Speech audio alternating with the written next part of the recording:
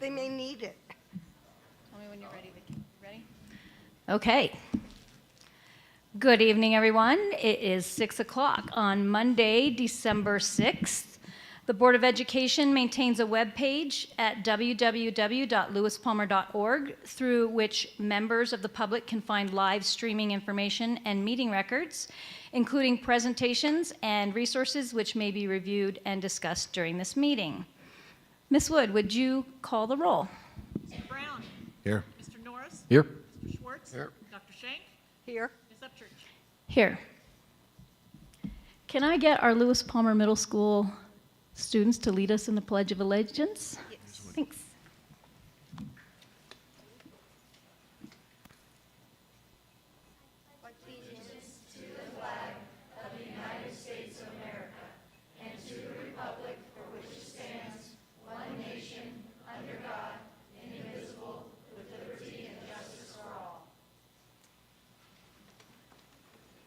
Okay, as we get closer and closer and in the holiday season and no snow tonight, so we're ready to roll. Snow way. Okay, so this meeting is called to order.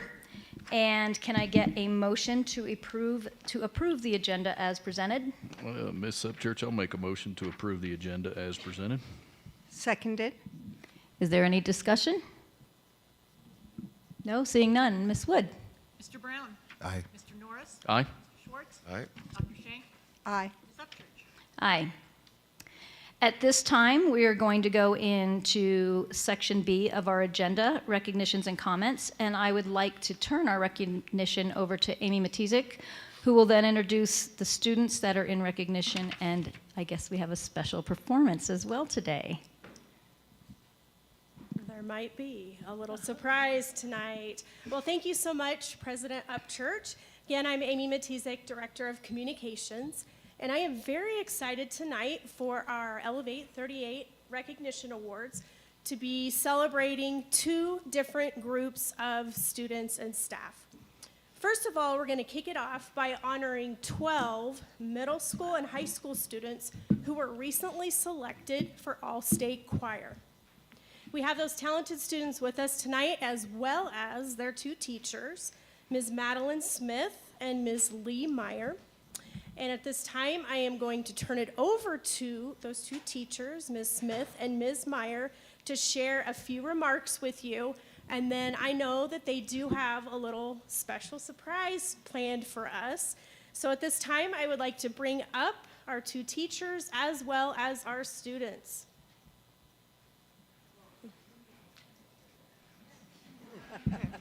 Let's you guys start here, okay?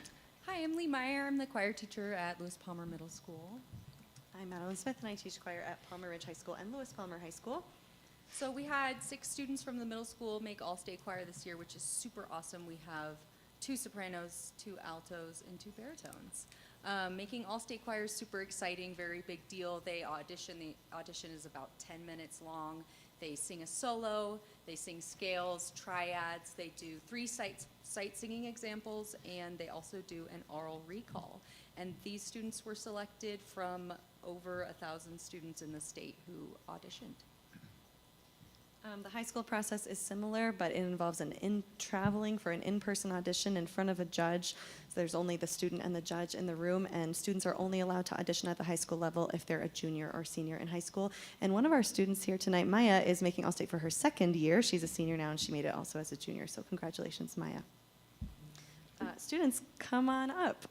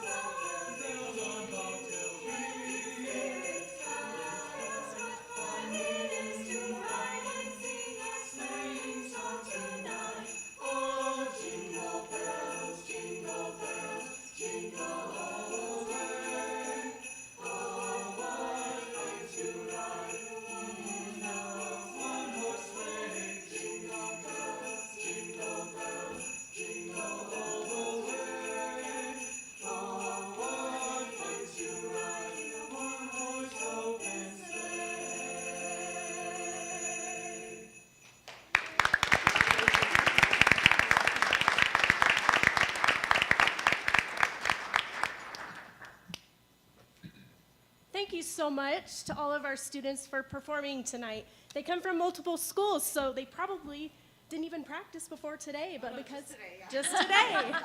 But because they're all state choir students, you can see how talented they are. So we have a plaque for each of them. We're going to bring up Dr. Dattery as well as President Upchurch and present these to each of you, and then also get a photo. So we have Anna Hunt.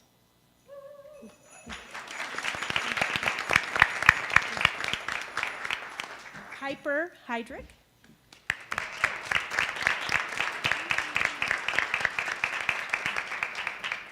Grant Hammershock.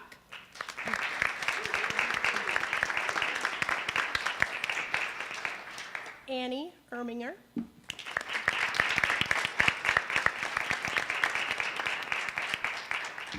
Ty Walsh.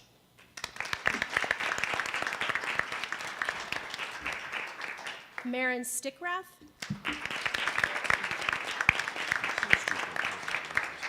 Sophia Montero.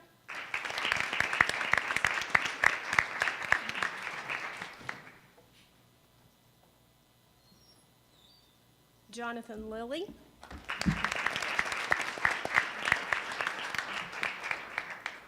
Benton Myers.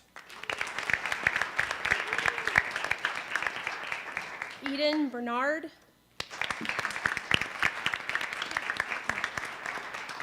Maya Pietrowski. And Leah Reyes.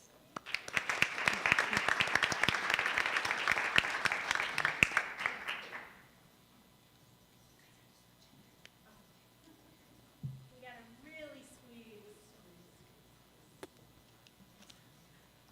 Squeeze, squeeze, squeeze.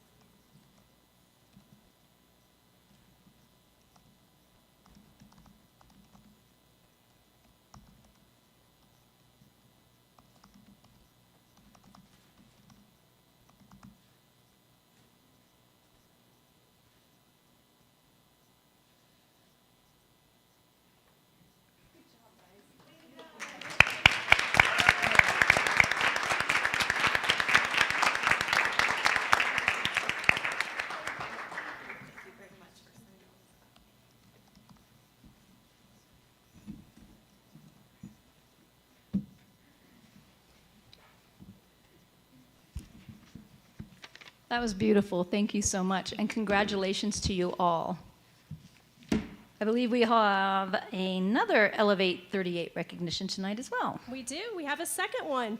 And for the second award, we are going to celebrate a D38 department, and that is Technology Services. And this team was selected for an award because of their continuous commitment to elevating technology products across the district, including the recent transition to our new phone system. We have with us tonight Mr. Brett Ridgway, our Chief Business Officer, who's going to share a little bit more about this group, as well as the director of this department, Mr. Chris Mack. And I know he has a number of his technology team also here tonight. So I would also like to bring up Mr. Mack and his team members.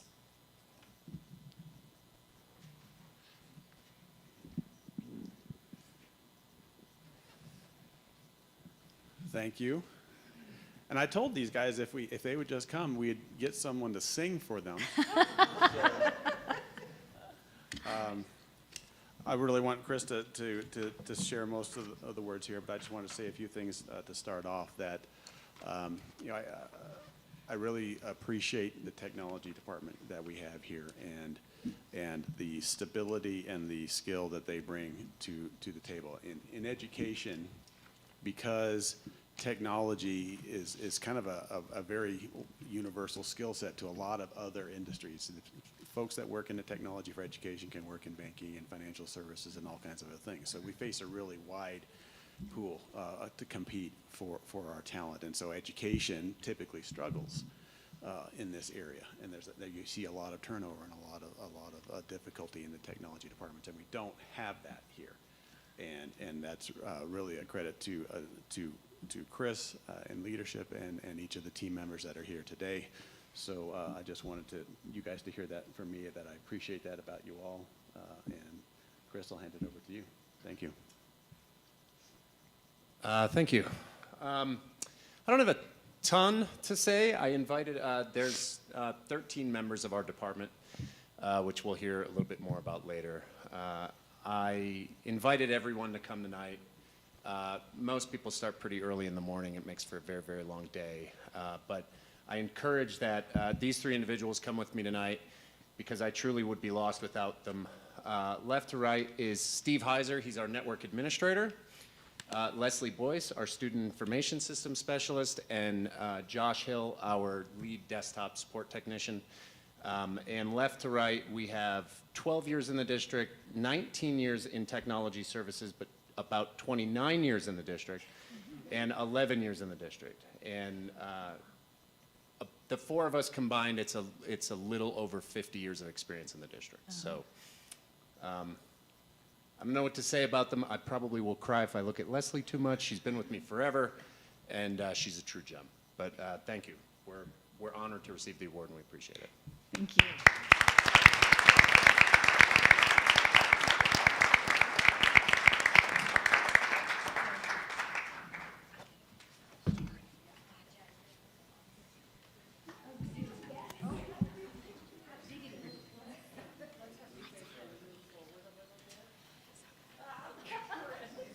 Pretty sure it's just photo time. I talked into them.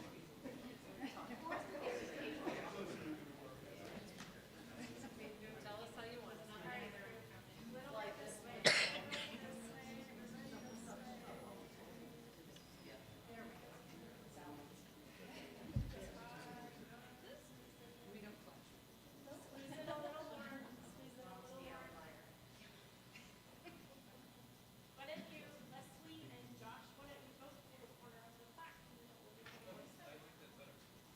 Cool, yeah. Squeeze in there around.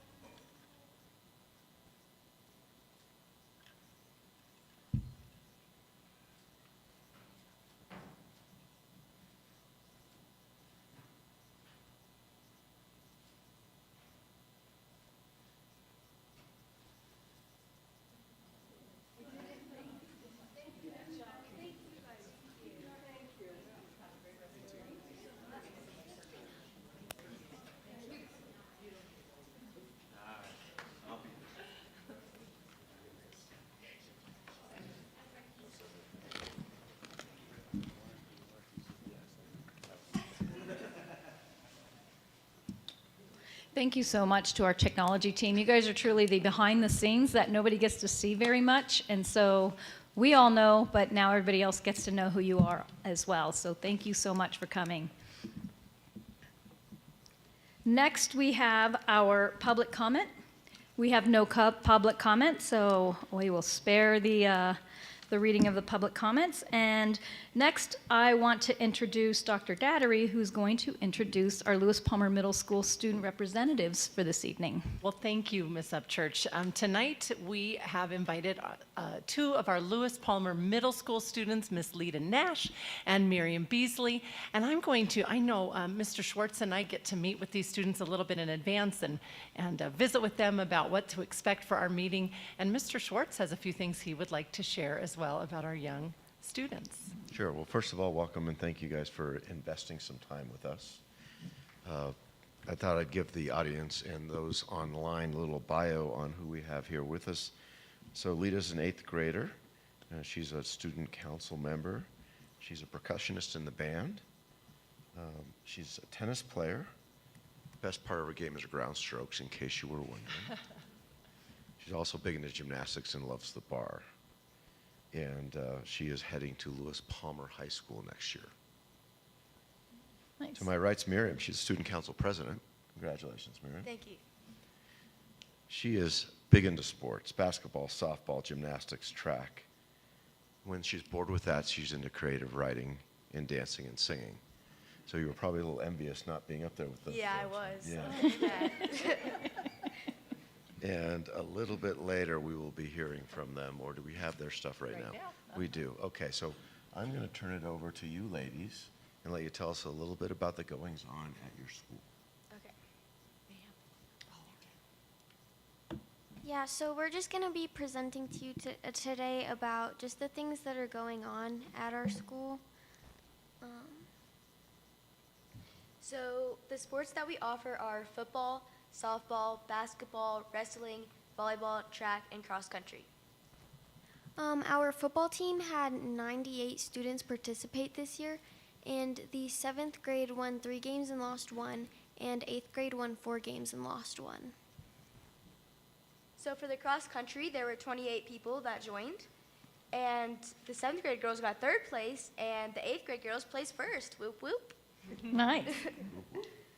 Girls volleyball had 28 members join. The 7th grade win-loss record was 6-1, and the 8th grade win-loss record was 8-5, and we had 36 people join intramurals.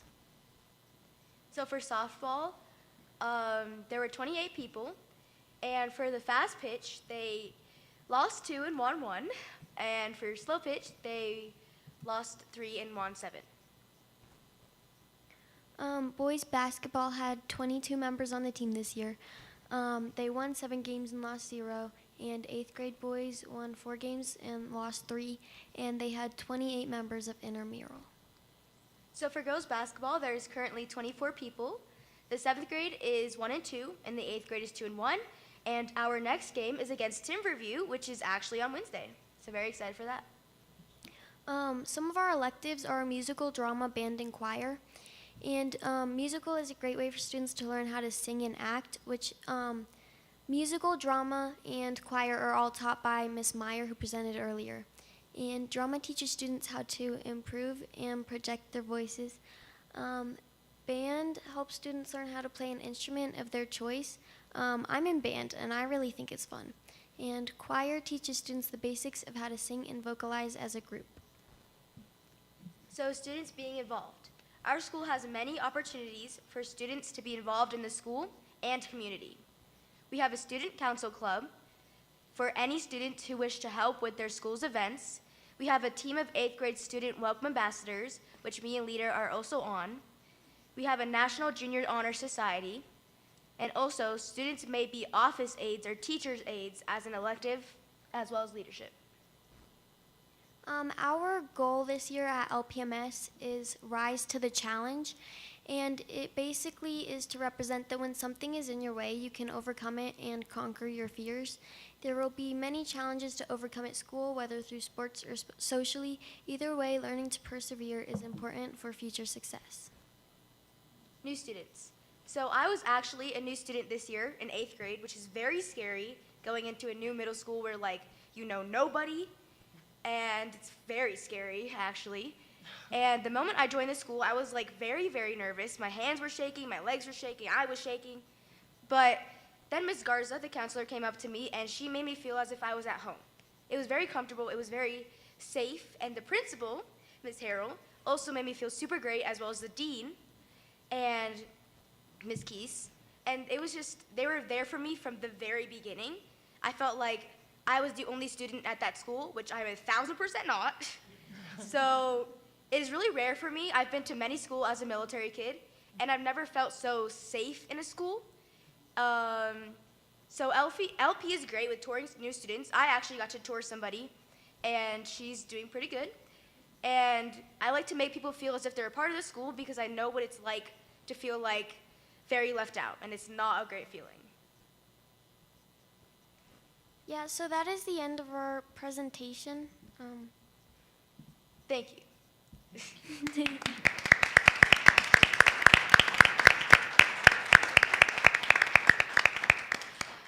Both of you presented better than most of us do, and were much more well-spoken than most of us are, so By congratulations. a magnitude. Thank you so much for joining us tonight. And during our discussion, we'll lean in on you. And if there's any questions that you feel like you'd like to ask during our discussion, please feel free to ask. This is part of the civics engagement of what it's like to be a leader in our community. So we're glad you guys are with us tonight. Thank you so much. Thank you. B5 is our superintendent's update. First, Dr. Dattery.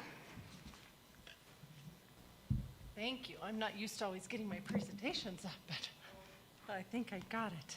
So thank you for this time. Oh, you did a wonderful job, girls. Thank you. Thank you. Thanks for being here. So I have a few highlights in addition to these two 8th grade students who are certainly a highlight this evening. Additionally, we've got lots of things going on around the district. Miss Upchurch and I got to participate with the Lewis Palmer Elementary School Literacy Night. I just loved it. It was November 20th, so right, November, right before Thanksgiving holiday. And the theme was to fall in love with reading. So did a wonderful job. They had a wonderful number of students and parents, and really enjoying more than 20 stations of different literacy activities to promote childhood literacy. So it was really a fun night. And Monuments town mayor was there with us also. Yeah, so we got to read. That was our station, was doing some read aloud. So that was fun. And then, actually on the same evening, Lewis Palmer Middle School honored its newest National Junior Honor Society members. And these are students, much like the two of you, who exemplify leadership, scholarship, and service, character, and citizenship. And we just truly congratulate these new inductees into our Junior National Honor Society for their achievements and work. And then it was a fun afternoon. Might looked a little cold, although we have a young person there in shorts, so must have been right. It must have been okay. The 23rd annual Turkey Trot at Prairie Winds Elementary School. Just really a wonderful event. 1.8-mile trail, and they were wearing festive hats and certainly big smiles as they made their way around the neighborhood. So it was really wonderful, and truly grateful to our Prairie Winds school families for supporting this event year after year. I'll have to And this was one of the toughest years that I've seen because the entire trail was covered in snow and ice, so we had to go a lot slower than usual. I ended up joining them with. I was just going to say, did you participate? Hadn't planned on it, but all my kids were there. So Good for you. That's awesome. That's fun. And many of you, I think, have been at these different events as well, celebrating the season with music. We have very talented, as you saw this evening, as just kind of a bit of that. But students have been hosting festive performances across the district. That's included school performances, bringing caroling to Big Red. That's always fun. Singing during the Town of Monuments tree lighting, and just so much more. And we thank our teachers, our students, for providing beautiful holiday cheer in so many different places around our community. We've also had some incredible student athletes recognized. Lately, our Palmer Ridge High School family and friends celebrated 2 recent student athletes on December 4th when they signed Division I football. So just a wonderful honor. Rhett Armstrong signed to play for Baylor University, yeah. And then Court Towns signed to play for the United States Air Force Academy. So wonderful, and congratulations to both of these student athletes. And winter sports, as you mentioned, ladies, winter sports have truly kicked off across our District 38. The girls swim and dive team, wrestling, basketball, ice hockey, they're all underway. Lots going on. I also want to give a little shout out to our cheer team from Lewis Palmer High School. They captured 3rd place at the State Spirit Championship over this last weekend, and the Palms team brought home a 10th place finish. It's always tough competition, and we're proud of those students. We truly can't wait to see what is going to be accomplished more as we go through our winter season. And last, I just want to wrap up by celebrating a few kudos to our staff. So you might have seen on social media, during Thanksgiving week, we invited families and community members to nominate excellent support staff members and tell us why they were amazing and are amazing. So we received more than 200 nominations for outstanding support staff members. That's pretty incredible, more than 200. And thanks to generous local businesses, we held a random drawing with all the nominations and selected lucky winners to receive a gift card for dinner out. So it was truly fun. And I just want to give a shout out to our Amy Matisik and her team for all of their work on this social media event during that week. So it was really fabulous, and I think it was a fun way for people to interact and certainly nominate so many of our amazing education support professionals. Really, really great. And then we always have a kudos submission, as you know, via our website, and we continue to have people nominate their colleagues in different departments and schools, and to all of these staff members, we say thank you. Your colleagues are grateful to have you on the D38 team, so thank you, Doreen and Kelly and Lisa and Lance. You do amazing work, and we appreciate you. And finally, as I wrap up, I just want to wish everyone a happy holiday season filled with everything that brings you happiness. While we celebrate, remember that for some, this time of year can be difficult and challenging, and we're grateful to have community partners such as our Tri-Lakes Cares and our Care Portal to offer a helping hand to our students, families, and community members when they need that kind of help. We're fortunate to have so much support in our community and so much care. And I just wish you a happy holidays, and this is the last working Monday of 2024. And so Wow. I know. So we've got our whole week in front of us to get our work done and to wrap up 2024. So thank you. Thank you. You just gave me anxiety with that. No anxiety. Okay, now we will move on to board comments. Mr. Brown? I was just thinking, I need to figure out who's doing the seating arrangements and figure out why I'm always first, because as you guys mentioned, I'm probably less comfortable than our 8th grade representatives here, but no, I don't really have anything to add other than no community updates. Just wanted to mention LPHS cheer. I got to be there and watch that, and I think there was 27 teams in that division, and they came in 3rd, so that was great. Yep. Otherwise, no. Mr. Schwartz? Thank you, Ms. Upchurch. A couple things. Ms. Wood, did you happen to see the text I sent over? Yes. Any chance we can post that or no? It would take me a while to get. Don't worry about it then. Nope, there's a bit of a diving catch. So 2 quick things. One for Mr. Mack and the technology team. A lot of people take it for granted, but especially internet access within an organization is considered the 4th utility. And it has to work, just like the lights and the heat and the water and a few other things. Without it, it's virtually impossible for the school district to function. In the 5 years I've been doing this, we haven't missed a day because of it. There's a lot of interconnections and a lot of points of failure, and the stuff just works. And so it's a bit like the old Maytag repairman. If you don't have to call them, something good must be happening. So thank you for not making us call you, and thank your team for keeping you out of jail so we don't have to call. Secondly, I had a privilege a couple weeks ago that I just wanted to share with my peers, the audience, and those online.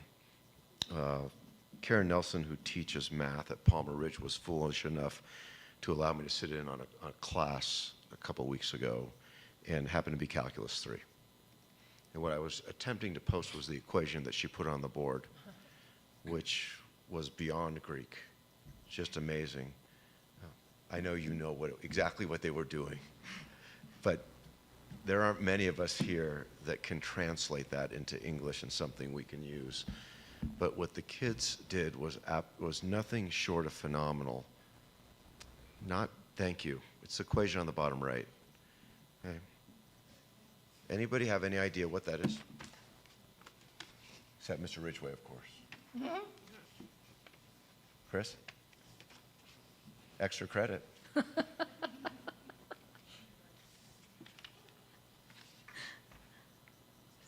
It is actually a cylinder with a 45-degree cut on the top of it. Here's the amazing part. I watched 12 students from both high schools who were getting credit for high school and college, which means they were saving their parents thousands and thousands of dollars of raw cash. They took no notes. They broke up into groups of 2s and 3s, and they allowed me to float between the groups. They would sit there on their mini whiteboards and sketch out a 3D image of the cylinder with a 45-degree cut on the top, and then they calculate the volume. And that wasn't quite good enough. And they figured out how much temperature it could take. Then I asked them what might be a practical application of this, and they said, well, Mr. Schwartz, you know, when the space shuttle re-enters the atmosphere, those tiles have to take temperature. And I said, oh my goodness, how do you disperse that across? They go, well, we just switched the equation to do this. And I thought, well, maybe our country's in pretty good shape. The most impressive piece was their lack of need to take notes and their capacity to absorb what was being presented to them, internalize it, and then take it to the art of the practical, right? And that's the mark of quality instruction, is Karen understood where each of her customers were at in their learning journey, and she made it work for them, so someday they will make it work for us. And every once in a while, it's so valuable to spend some time in the core elements of what we do for our living, the only reason that we're here. So thanks, Dr. Dattery, for taking the massive risk of letting me in the classroom. That's all I got. Well, Ron, I took Calculus 3 in undergraduate. I remember nothing because I don't use it every day. But I had a wonderful math teacher in high school who is the reason I've done the work I've done. He chose to take rowdy teenagers and try to get them to be able to do things like that. I remember, I know what some of that is, but not much. But I will say this, while I was going through my PhD and doing upper level statistics, it occurred to me that it was all based on calculus. And I said something to the teacher, and she was fabulous. And she said, wow, no one's ever realized that. And I finally realized why I had been learning some of the things so that I could understand where did this come from and why are we doing it. So that was great. The one thing I want to say is I had a really just a good feeling in reading on, I think it was Facebook, about the staff recognition and figuring out who these people were and whether I had met them or not, and knowing that if I hadn't met them, I needed to. That if their peers were recognizing them, these were people I also needed to meet. So that was a wonderful experience for me. Thank you. Mr. Norris? Like my peer Ron Schwartz over there, I got to spend a few hours with Chris Thomas at Palmer Lake Elementary School. And let me tell you, the kindness and the care and the grace that you have with those kids is nothing less than amazing. Thank you for doing what you do.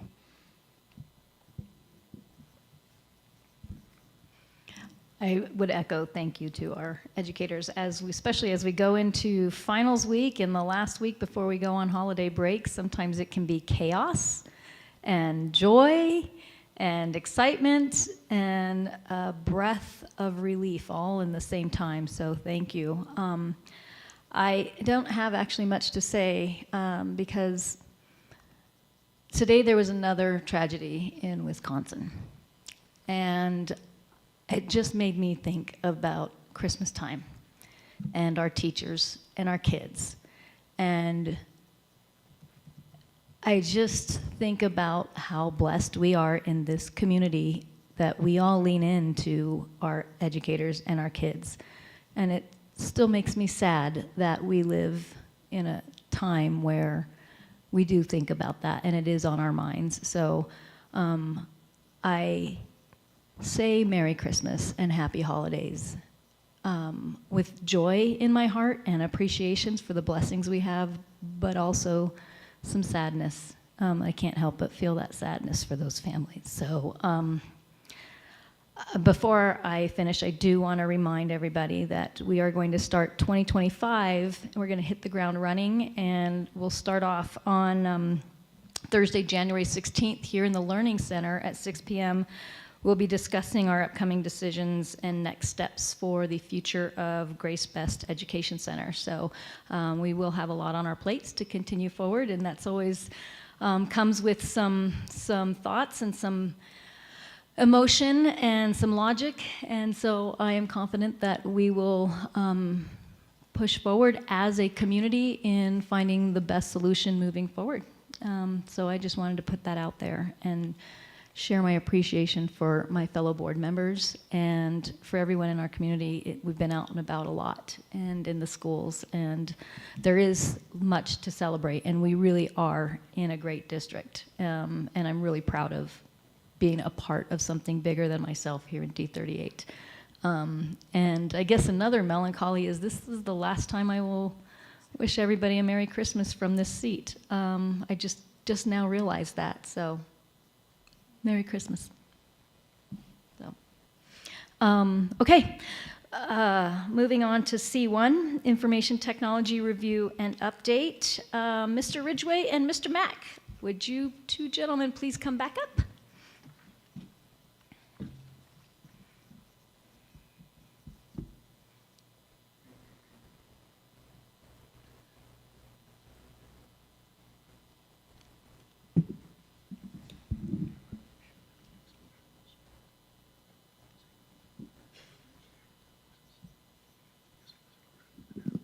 So once again, I'll start off just a little bit here, and then Chris will take all the hard stuff.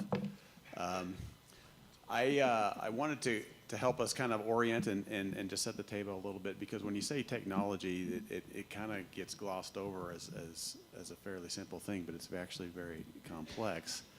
And this little illustration I put together just to try and orient us in terms of what aspect of technology might we be talking about. You know, we have the things that start in the middle in terms of the users, the different user groups that we are focusing on or working with, the devices that they are working on and interacting with, that then are surrounded by the infrastructure that is maintained and established for their use, which includes the network design and the internet access. And then, of course, we've got security protocols that run all around all of that to keep the environment safe and continue to be running. And then the staffing that again, Chris will talk more about, the 13 members that he mentioned earlier that all come along to support various pieces of the entire environment. And so that's just, again, just a little illustration of what I wanted to have in your mind as we go through the slides here. What you'll see here is we put some slides together that Chris will walk through, and then there's a more detailed document that he worked on and put into the executive content. So we have a little bit more care in terms of all the information that's in there and how we want to share that, you know, publicly, and make sure that we are balancing our need for transparency with our need for protecting the process and the environment that we've created here. So, thank you.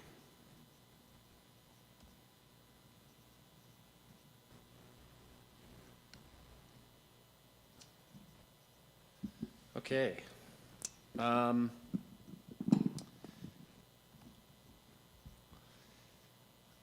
So yeah, as I said earlier, and as Mr. Ridgway just led us into, the department has 13 members, one of which is administrative support, the rest of which are all working hands into actual systems. I think when I started working here, approximately 85 years ago, there were 5 people in the department, and now we're up to 13.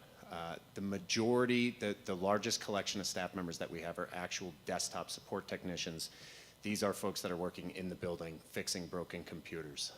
Right now, we currently have 3 of them that are assigned out at a building. They're, I use the word assigned or stationed. They don't move around the district unless there's an emergency that we need extra help at.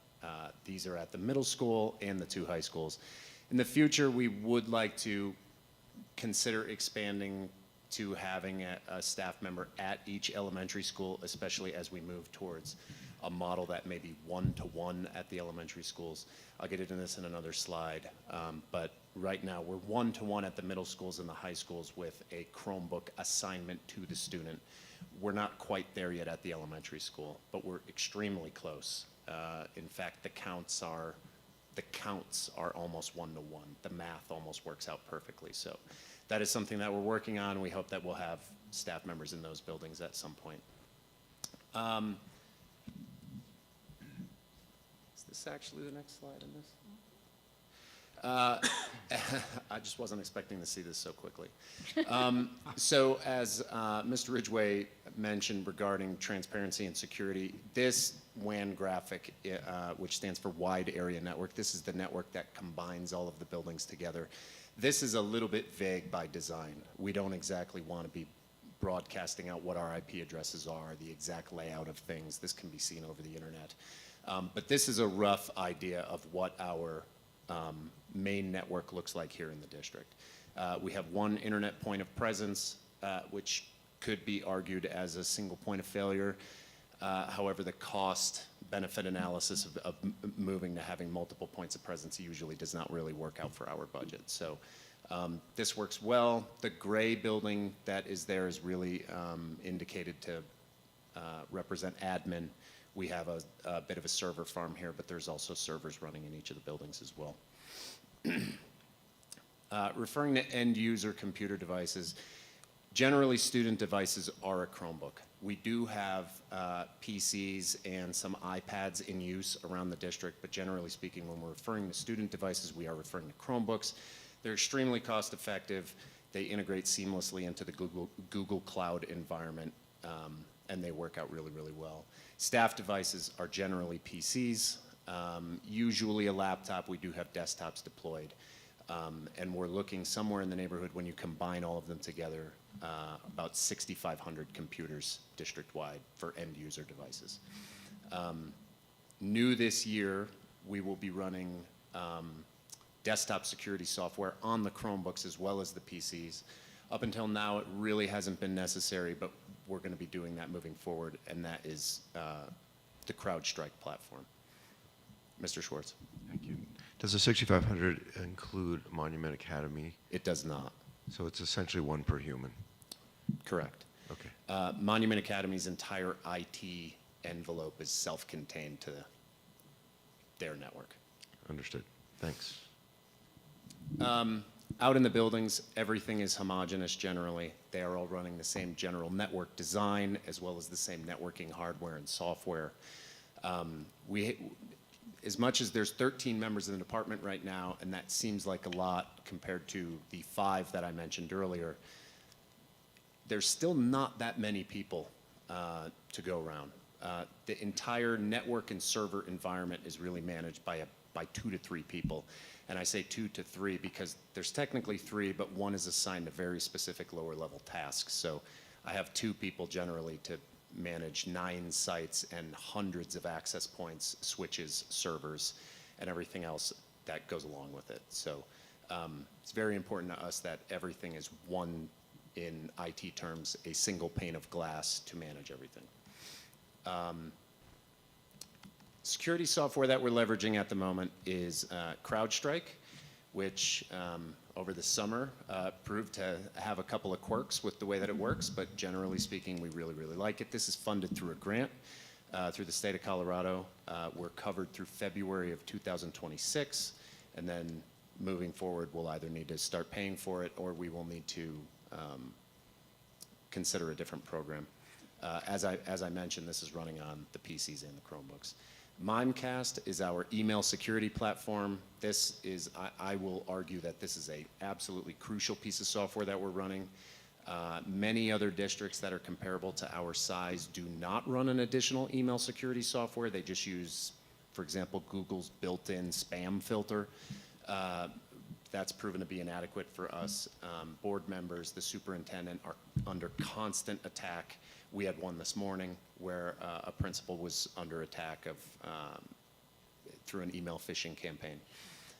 In addition to running email security, Mimecast also has a module that does security awareness training for our staff, something that we're going to be taking advantage of here very, very soon, which should help us moving forward. I'm going to go back to this real quick. For the last bullet, the exterior port scanning from 2 vendors. One of the things that we're taking advantage of right now is a partnership that we're working on with CISA, which is the Federal Cybersecurity and Infrastructure Security Agency. For K-12 organizations, they will do free port scanning, penetration testing, and exterior vulnerability scanning, which is great because we reached out to a private company to do this exact same thing, and it was cost prohibitive. We couldn't do it. So we're working on that, and strangely enough, I got the response from them this morning. I haven't had a chance to review the report yet, or we probably would have folded it into this, but I received their report on their scan this morning, so we're working on that as well. Just a few security principles that we're taking advantage of here. Even people working in the technology services department do not have administrator accounts. They have to elevate into administrator accounts. We're using multi-factor authentication at all times on all systems where appropriate. We're generally following National Institute of Standards and Technology, the NIST, for password parameters and stuff along those lines.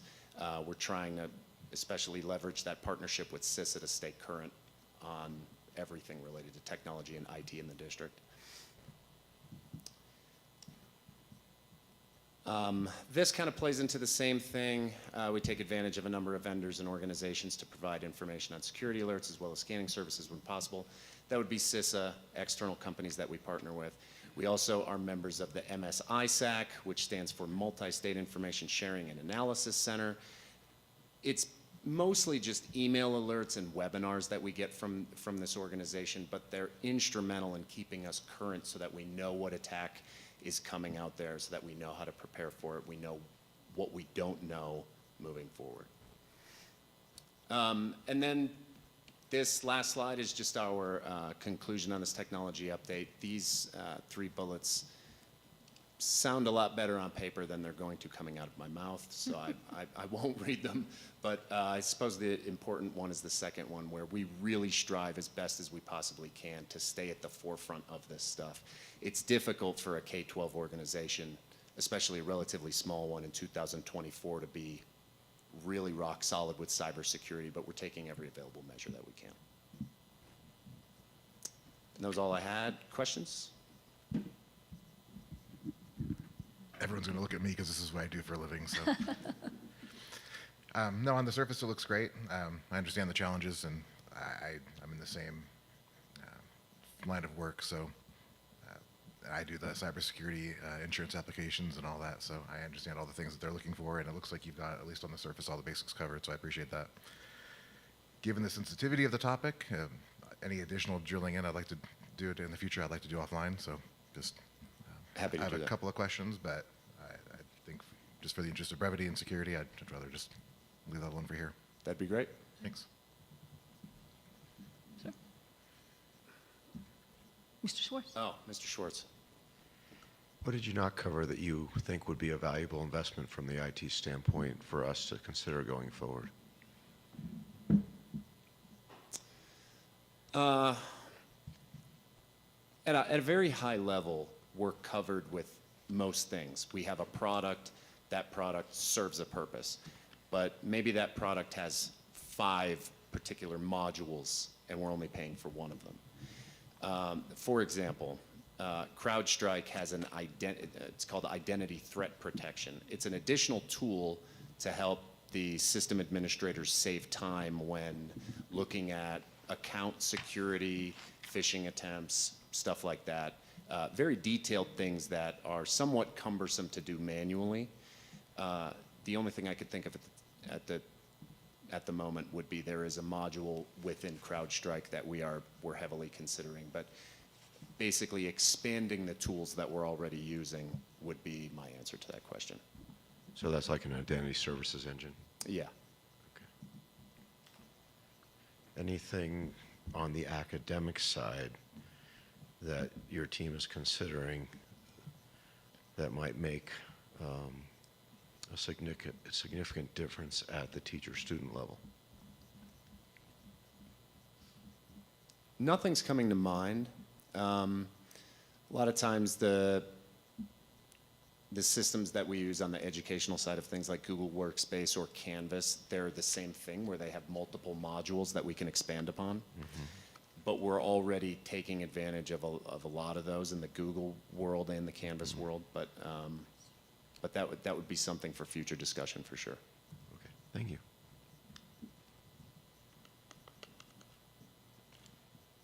Anybody else? I just want to say, I have one question and one comment. I appreciate Mimecast, but there's been multiple times when I'm on the road or something and I get an email and Mimecast pops up and blocks it and I go, "Doh!" And then when I get back and I see it, and I so appreciate that Mimecast is there as a protection. And I want to say thank you because I, as one board member, have been targeted, and you guys were very quick and swift in protecting and making sure that the response time was there and diving deeper. So thank you for that as well. You're welcome. Numerous times. Numerous times you've been attacked. And I guess my question would be, I think what parents would want to know is how are we ensuring that our students' personal identifiable information is being protected in the district? That's a great question, and I had notes to talk about that, and I went right through the slide where that was mentioned, so thank you for bringing it back up. But any vendor that is going to have access to student PII, personally identifiable information, has to sign a data protection addendum with the district. We heavily evaluate all of these products and these companies to make sure that they're as safe as they say that they're going to be. Unfortunately, we are bound. The minute that you put data up there into the cloud, it's susceptible to something, and we no longer have our hands on it or our hands around it. It's only a matter of time before something happens to it. But the district is taking every step that we possibly can with the DPA to make sure that the vendors adhere to everything that they should. And if say, I'm trying to think of a vendor, let's say Canvas gets attacked somewhere else, not in the district system, but somewhere else, do we still have protections here in our district to make sure that we're communicating and taking care of our parents and our families and our kids and staff? Yeah, we get the word out as soon as humanly possible. In today's day and age, you might actually be, as a parent, you might be notified by Canvas before Canvas even says anything to the district. And that's in the world. That's not education-wise. I mean, shoot. That's in your insurance company and your banking. I mean, that's just the world we live in, is making sure that we're doing our due diligence to take care of and protect our internal kids and our internal staff internally. So thank you. Welcome. Anyone else? No? Lita, Miriam, do you guys have any thoughts, or do you understand what they're talking about? I don't get anything about technology, but I know Canvas. Perfect. Thank you so much. Mr. Ridgway.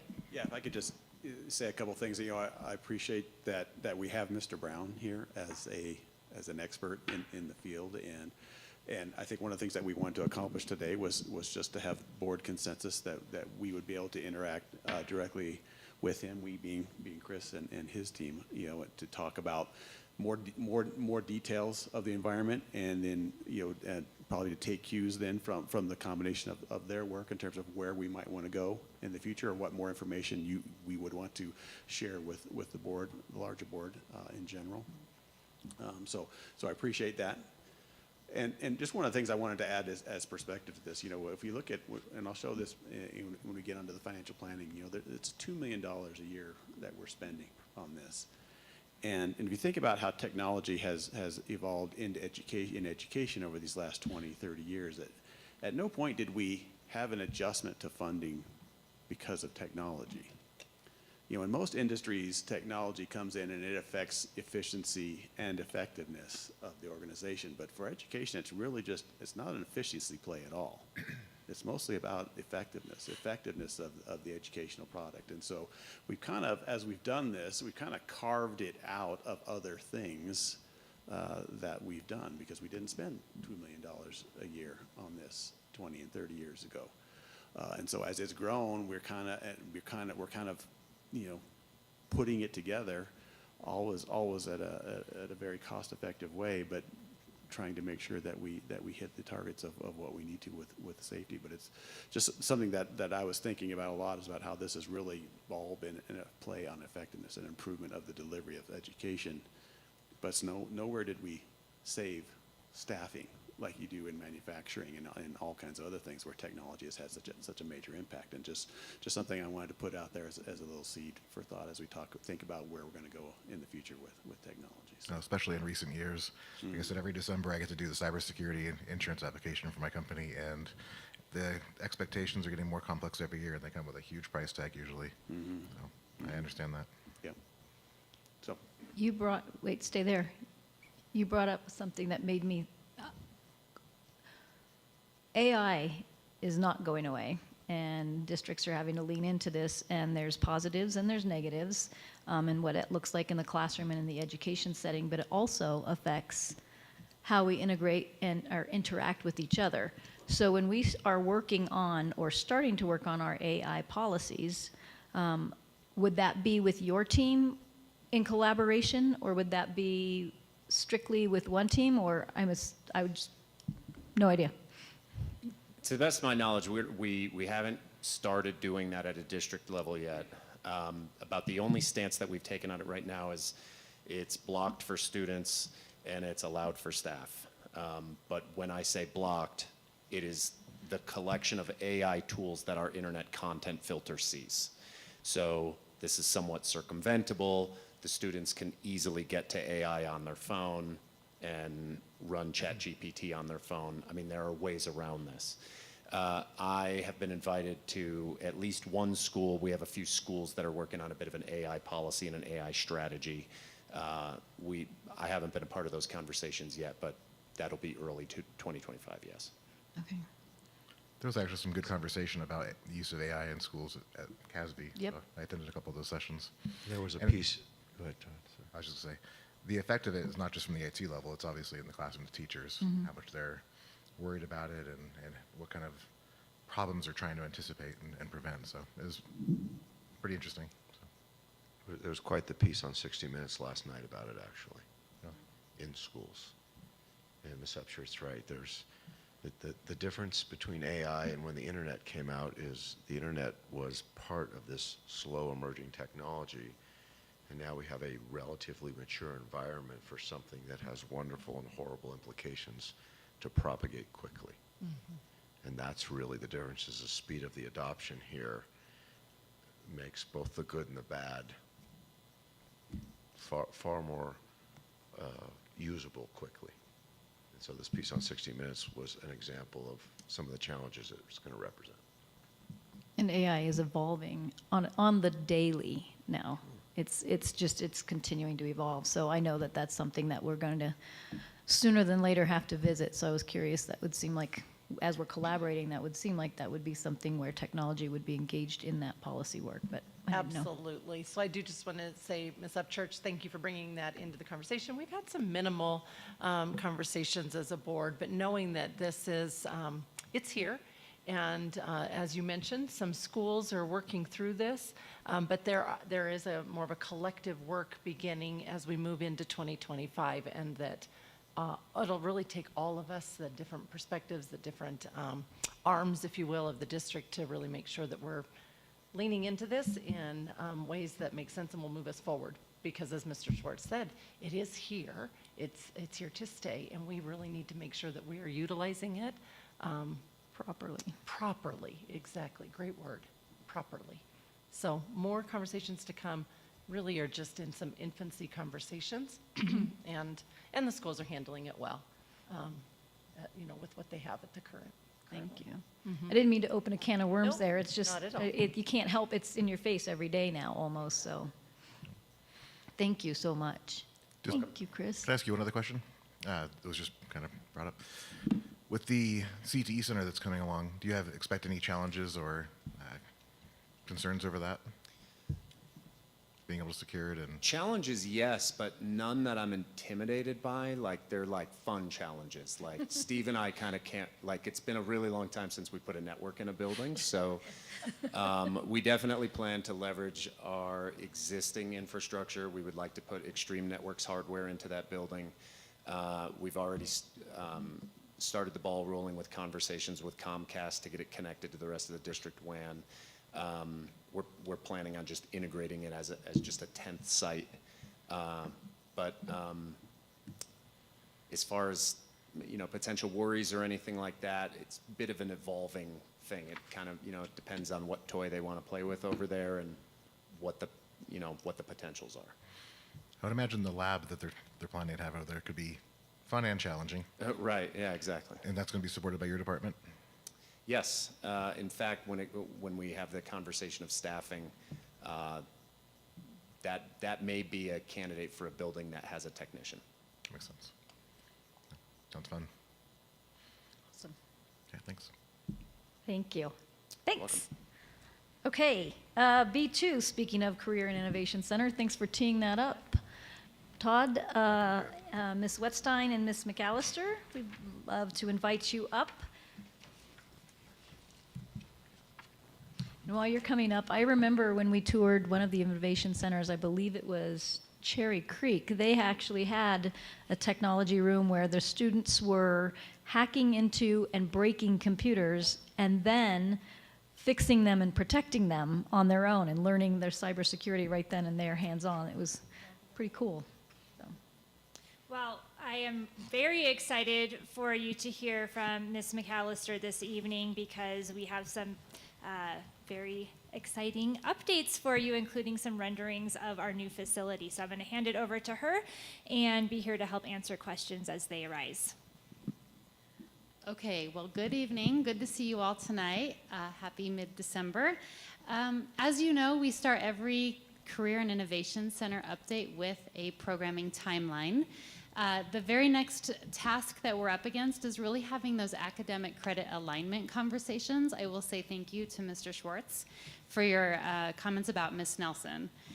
We are replicating that same design as far as having dual enrollment opportunities for students who are entering into our CTE programs as well, whether it be through UCCS or CU Denver, Pikes Peak State College, whatever the post-secondary program might be. So that is our next task. And then as we move into January, you'll see where we're going to really start talking about registration materials and gathering interest from students. So the beat marches on.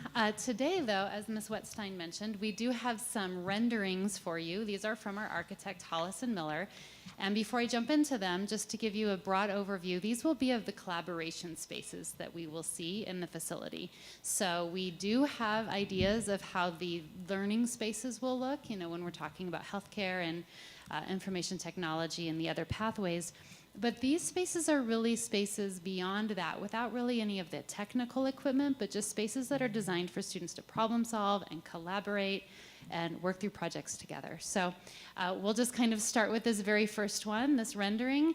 It is as if you're walking in directly into the building. So this is what you would see after you came through the secure entrance.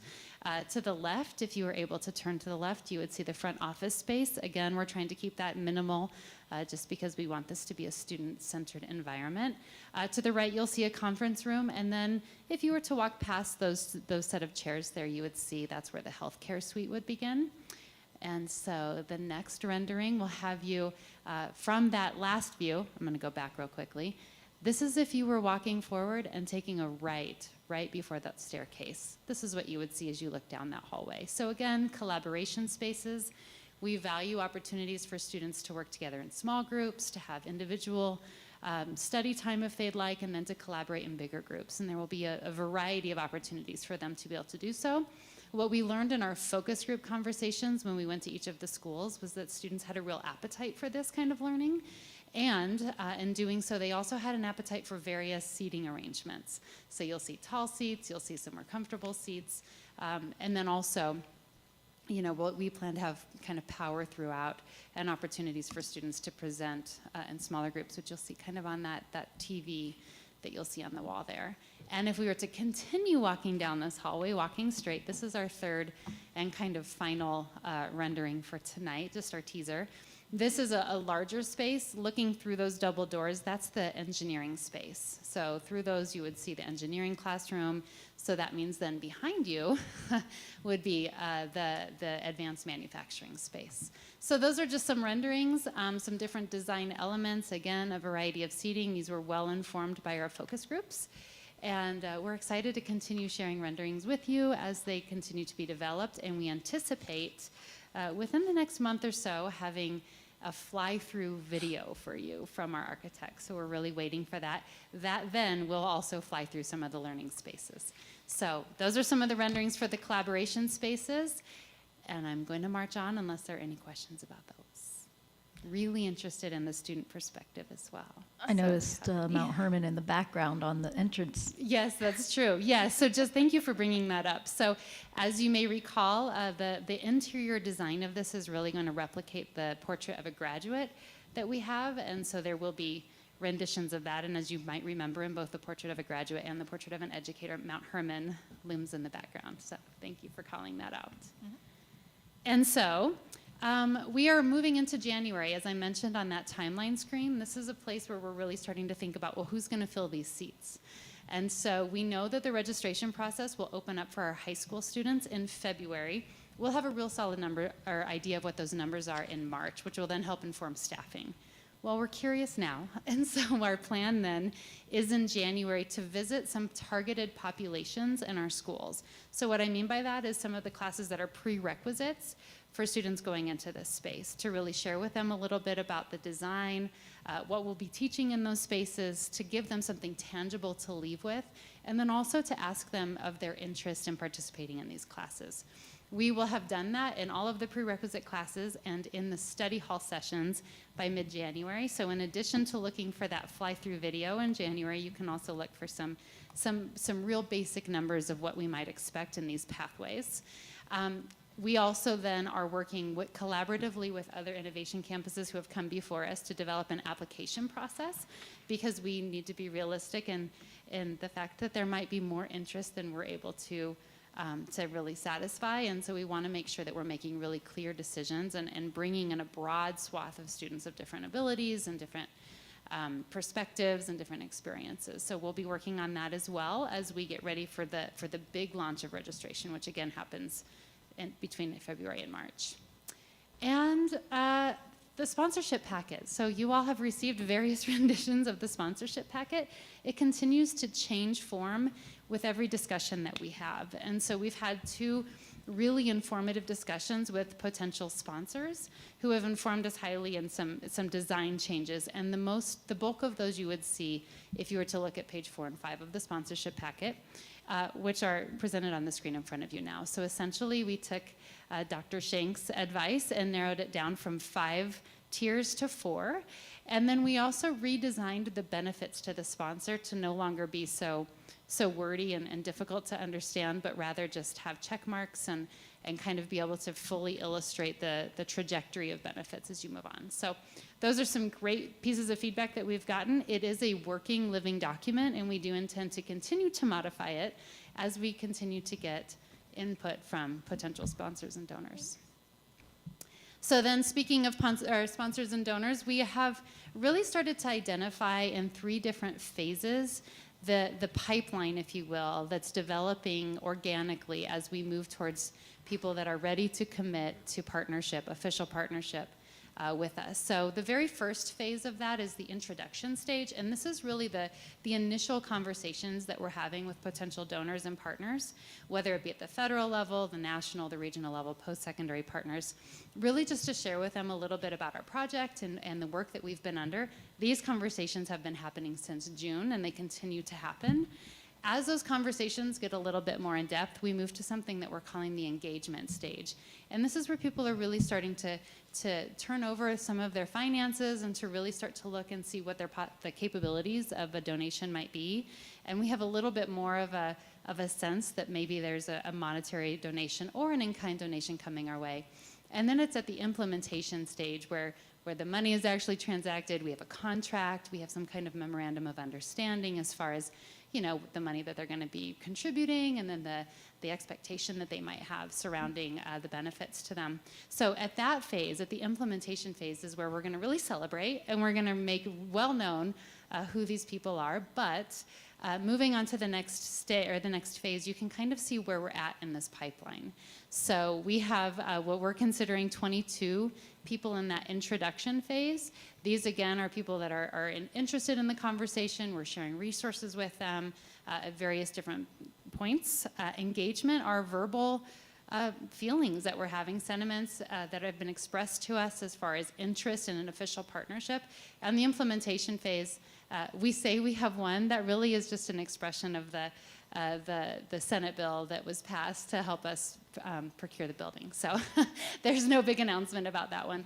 But you'll see there is a pipeline that's building and developing, and every single day I feel like these numbers are shifting and changing because there is just energy and excitement surrounding our community about this space. And so with that, I will tell you that in addition to the sponsorships, we're also seeking grant monies and something called a challenge contest that we are planning to enter officially this Friday. This is the CTE CHIPS Challenge. It really is a tiered approach. The first tier ends on December 20th. From that, they will select some semifinalists. Those semifinalists have an opportunity to work for a year with a community of practice and really refine planning and then qualify hopefully for the third tier. And those that enter the third tier will qualify for some cash prizes. You'll kind of see them listed there on the right, and that payout will be on February 2027. So that's our immediate desire for a challenge opportunity and public funding. We do have others in the pipeline that we're working for, and we'll be updating you as these conversations continue. So with that, are there any questions? Dean? Ladies, what do you think? This will be for you guys too. I don't really know what we're talking about. That is fair. These are opportunities for students when they get higher up into high school, but in some pathways like healthcare, advanced manufacturing, skilled trades, computer information technology, and then also engineering. We will have lots of discussions with you very soon about this. But if I can give you a high level, the idea is as you get into the high school level, instead of just leaving with a diploma, you can leave either, depending on which path you choose, to either have a potential career right out of the gate or some advanced education under your belt that can get you a leg up in college on your applications and put you a little bit farther ahead. So simultaneously gaining some college credits and getting a deeper chance to explore some potential career paths. So if you have a specific interest in manufacturing and aerospace, robotics, healthcare, several of those pathways, a lot more than any of us had when we were going to school, that's for sure. Don't some of these pathways begin in the middle school? Yes, they most certainly do. So if either of you have taken any classes in biomedical sciences, so with Ms. Corrier, or in Gateway to Technology, Mr. Lewis, Mr. Sanger, or maybe in journalism with Mr. Stricker. Those are some classes that are starting in journalism and skilled trades with construction and computers, right. And then also with learning some things about DNA and healthcare. Those then continue into high school, and if they continue far enough and you continue to be interested, there's a big space dedicated to this with some really great, intentional, relevant experiences. Sound good? Well, thank you so much, Ms. McAllister. So Great work. Are we going to have that QR code ready on that? Yes. So the latest version of the sponsorship packet most certainly has a QR code. Thank you. Why would you do that? Okay, we are now moving on to C3, first reading and review of I-policy revisions. Ms. Wetstein is here to go through some of those with us. And if the board has any questions for our I-policies, to ask. So I'll start with a very brief overview, and then I'm happy to speak more about any specific processes or the individual policies that you may have. All of the I policies were reviewed.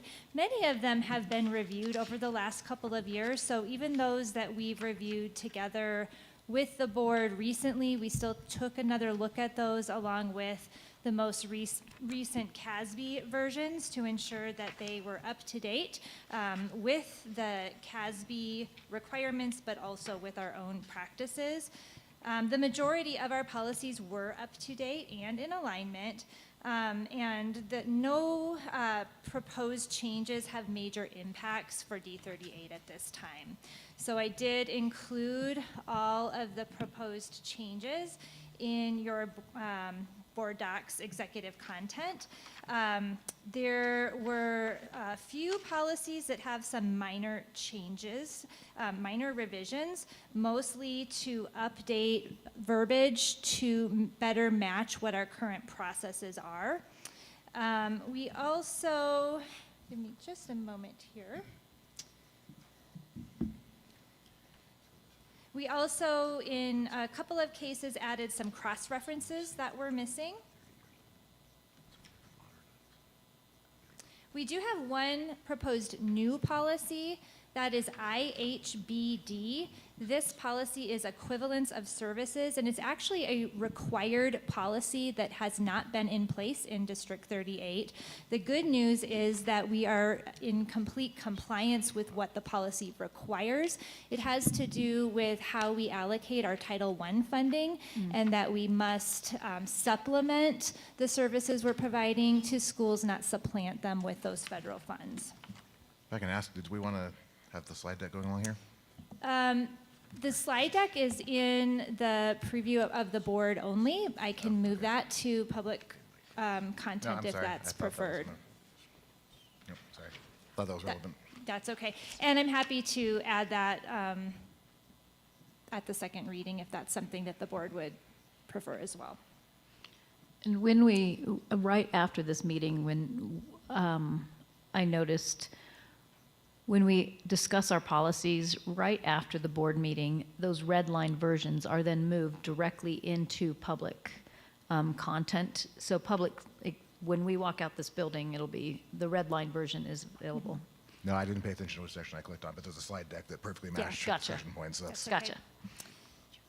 Gotcha. Two policies are proposed for redaction. Those are IJOC, which is regarding school volunteers. And the reason being that this is not a required policy, and all of our processes are kept up to date within our volunteer handbooks. The other is IKFA, which details early graduation practices, which are also included in our student handbooks. This is also not a required policy. There are a few regulation changes, and again, as a reminder to our public viewers, regulations are administrative, and so these do not require a board vote. So these are the changes that we have made within these regulations. The first is the school year calendar regulation, and we are reducing the 3 days for staff PLC and work days in January to 2, moving that day back elsewhere in the calendar, and that is after thorough input from our principals and also our PCAC. We are also slightly updating IKA, which is our grading assessment systems regulation, just so that we are reflecting accurate processes to what we are currently doing for providing parents options to opt out of testing. And then finally, a very small change in IKE, which is to change some language from culturally and linguistically diverse education to English language development services. We do have 2 other policies that are undergoing extensive review. Those are IKF, around our graduation requirements, and IHBK, preparation for post-secondary and workforce success. And we plan to bring those forward to the board later this spring. We do have a graduation requirements task force meeting regularly to review those policies. I'm happy to answer any questions that you may have. I have a question. I want to open it up to the board first. On IKA-R, the grading assessment system exemption request, it says that there's a form. Where would a parent locate that form? That is emailed to parents each Okay. assessment season. It may also be on our website, but if parents have questions about that, they can just reach out to their school, and the school will be happy to speak with them about how to express their interest. Okay. If we're emailing a form, then let's see. And then my next quick question is on the repeal of IKFA. So if a family is requesting an early graduation, and you had mentioned that it's covered in In the our student student handbook. Is the student handbook still cover this same process? Correct. This Okay. policy is very outdated, and all of the processes are up to date within the student handbooks. Okay. Thank you. What else? We will do a second reading and a vote on this in our January meeting, so if board members have any input or feedback, just reach out to Dr. Dattery and Ms. Wetstein. Okay. Okay, thank you. Thank you so much. All righty, moving on to C4, Financial Planning and Analysis. Mr. Ridgway, welcome back to the podium.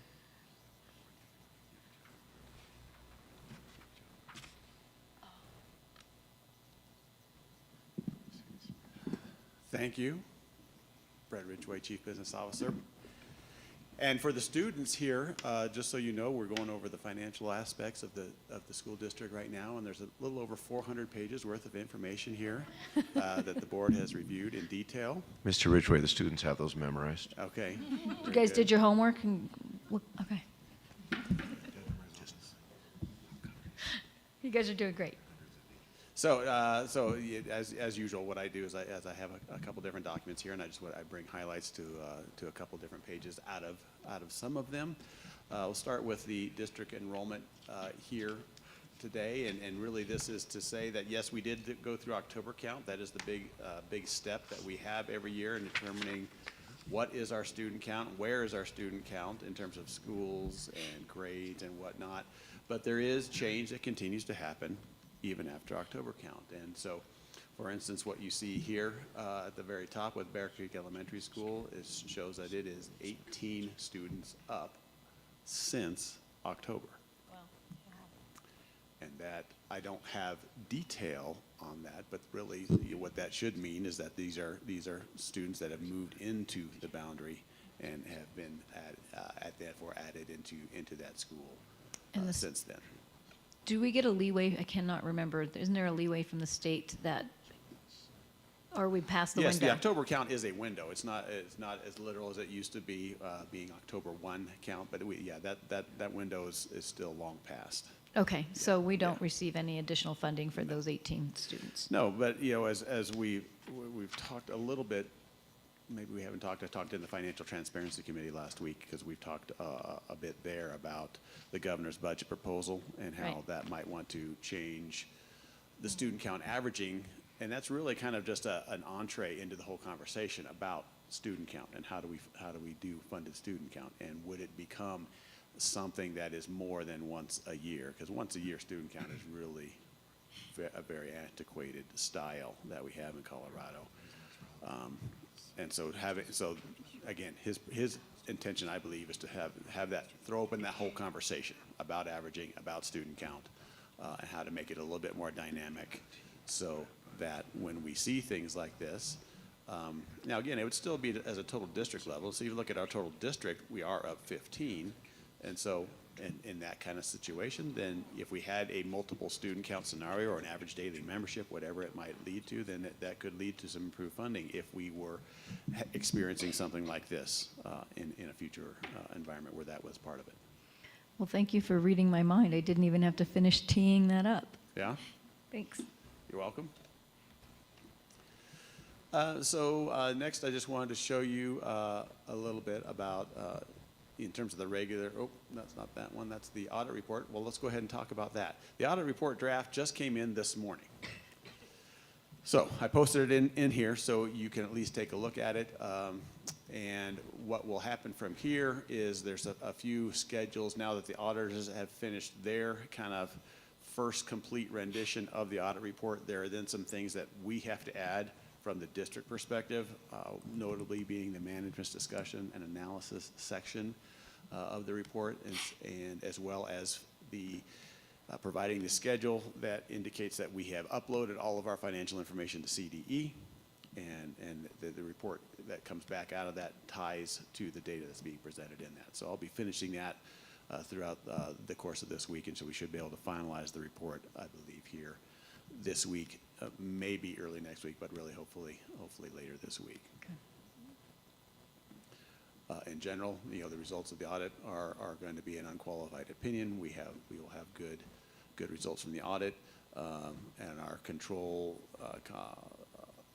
comments will be very similar to last year's, probably ticking up a little bit in terms of they're wanting to see us have better procedures for bank reconciliations, and so that's something that as Ron Sprintz has come into his role has been on his radar, although it has taken a backseat to payroll processing, which we've had quite a bit of action here throughout this year. So it will circle back into the opportunity to continue to improve in that area, which was an observation that they had made in prior years as well.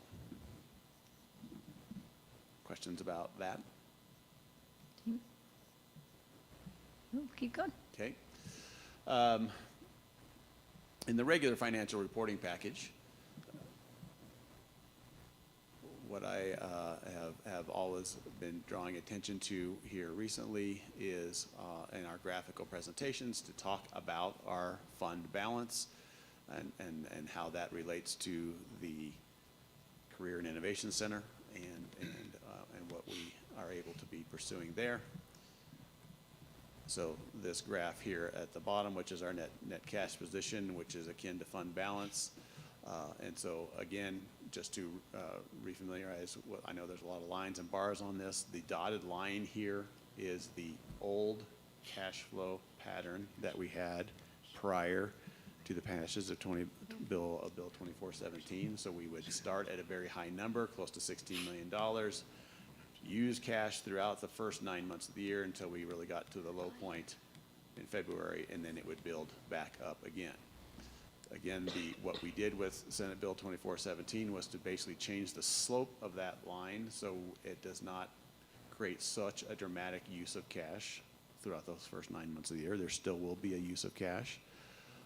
And so the solid red line right now is what we are experiencing, kind of the trend that we are experiencing, because we have not made the one-time fund balance adjustment yet that will then provide the funding for the Career and Innovation Center. So that's when we'll drop to the solid dashed red line. And so those two lines are parallel to each other. And so really action will start happening on January 3rd. That's when we will quote unquote close the transaction for the Career and Innovation Center through the capital lease arrangements that we approved in our prior meeting. And that's when money will really start moving, and we'll see an acceleration of the financial picture of this as we go from there into the spring. This pattern is just for the 24-25 school year. Is that correct? Correct, 24-25 school year. But what it does is give you a preview of what future years should look like. Basically, these bars will shrink down to the level of the dotted red line in the future. So if you're here in 25-26 a year from now, looking at November, we'll be saying, hey, we have something about a little over $3 million worth of fund balance versus what we have now of well over 11. And that's that, again, that's the $8 million delta that we'll experience. Yes, sir. So just caution for everybody online, in the audience, and at the board tables and looking at this. What he just explained is converse to what we're used to seeing. We like the bars to be big. It means there's lots of money. It's a good thing. It's not a good thing. It means there's taxpayer money sitting idle, not being used for the kids. And what Mr. Ridgway has done, along with our lobbyist, is create a change in the state's law so that 780,000 kids across the state can utilize all the dough that the taxpayers put in the coffers in the first place for education, not for saving money so we can give ourselves a loan because of bad cash flow from the state. So those bars need to be small, not big. If they're big, our taxpayers should be banging down our doors saying, let me get this straight, I gave you money and you're sitting on it? Instead, we're using it. That's the message here. Yes, sir. So that's all I wanted to, I think, draw any attention to in terms of the regular package for this month. The last thing I wanted to draw your attention to just quickly, and this is something that I put into the to the package periodically, and this is I've served on the board of College Trust, which is the state's leading public funds investment pool. I served on the board of that since 2012, and just recently was elected to my 5th term to continue serving on this. And one of the things that I get out of that we can get out of that, is some good economic data.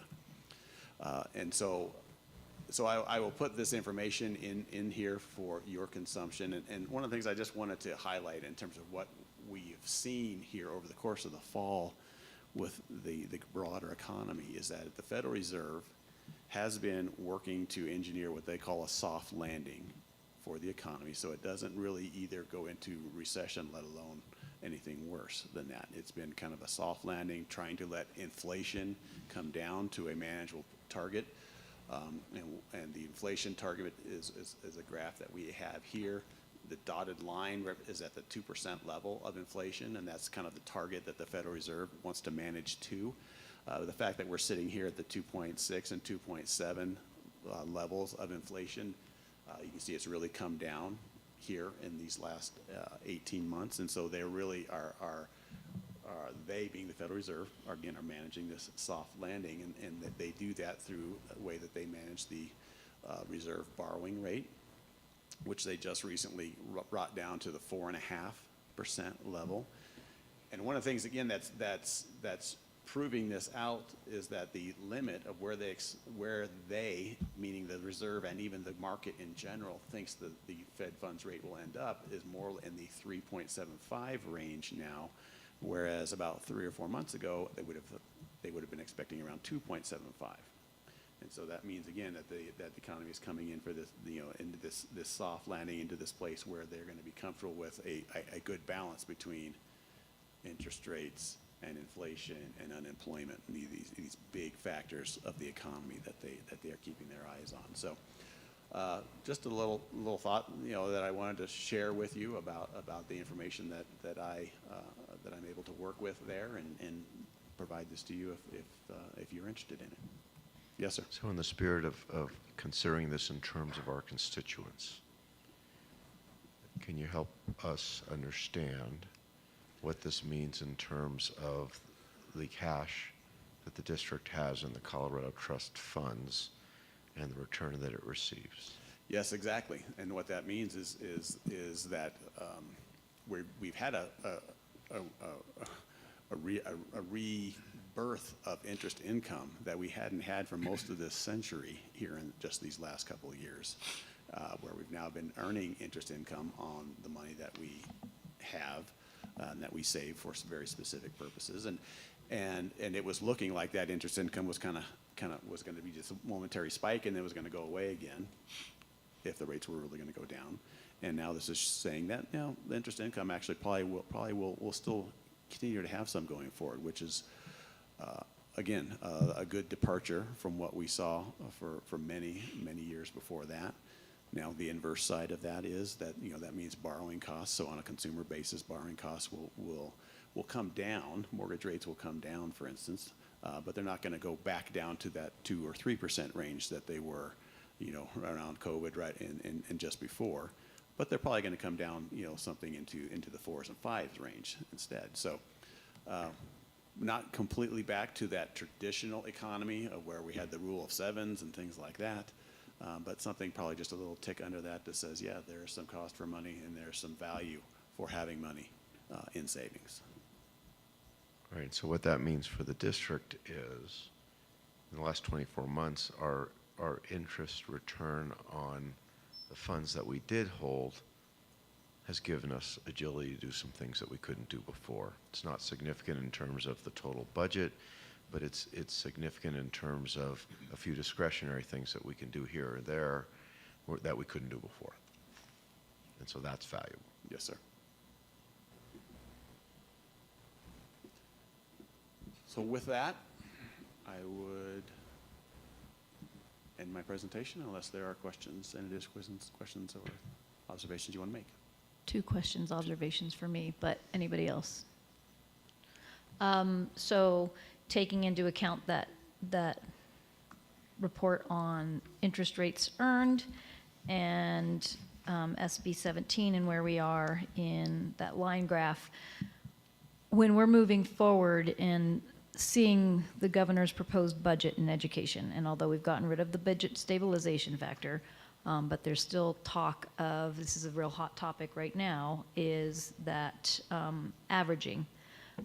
Will that negatively affect us? And if it does, do we still have enough to make sure that we're covered, that we will get through it? So student count averaging in the School Finance Act has some impact, especially to certain school districts, but even across the state, it's $185 million of the total School Finance Act. Now, the total School Finance Act, of course, is $5 billion, so it's not a huge percentage of it, but that's still $185 million, and that is the number that basically the governor is looking at and has in mind, that say he'd like to reduce the amount of School Finance Act money going to that particular factor, if you will. Now, we do have a piece of that $185 million, but relative to many other school districts, our piece is very small because we are not part of an urban core that is seeing a lot of population decline, and that's where you see a lot of the impact of student count averaging. So, for instance, if it went completely away for us, that would have an impact probably of about $500,000. Now, it's on a $50 million budget. Again, that's something that's going to wreck our day, but it's going to be something that we would have to make some adjustments for. Now, what I do believe is that it's not just going to completely go away in one fell swoop. So I don't think we have that actual risk, a likelihood of that risk playing out, but it could be trimmed up a little bit from where it's at. So maybe it ends up being a $100,000 impact or something like that. Again, still something that we'll have to make an adjustment for, because that's part of what I want to do in a precise mode of operations for financial management, but something that we then can adjust to, I think, just fine. One Did more I answer your question? Yes, Did I go you too far? did. Yep, Okay. nope, you answered All right. it. I know exactly, I was following you. Okay. With the earnings on that interest,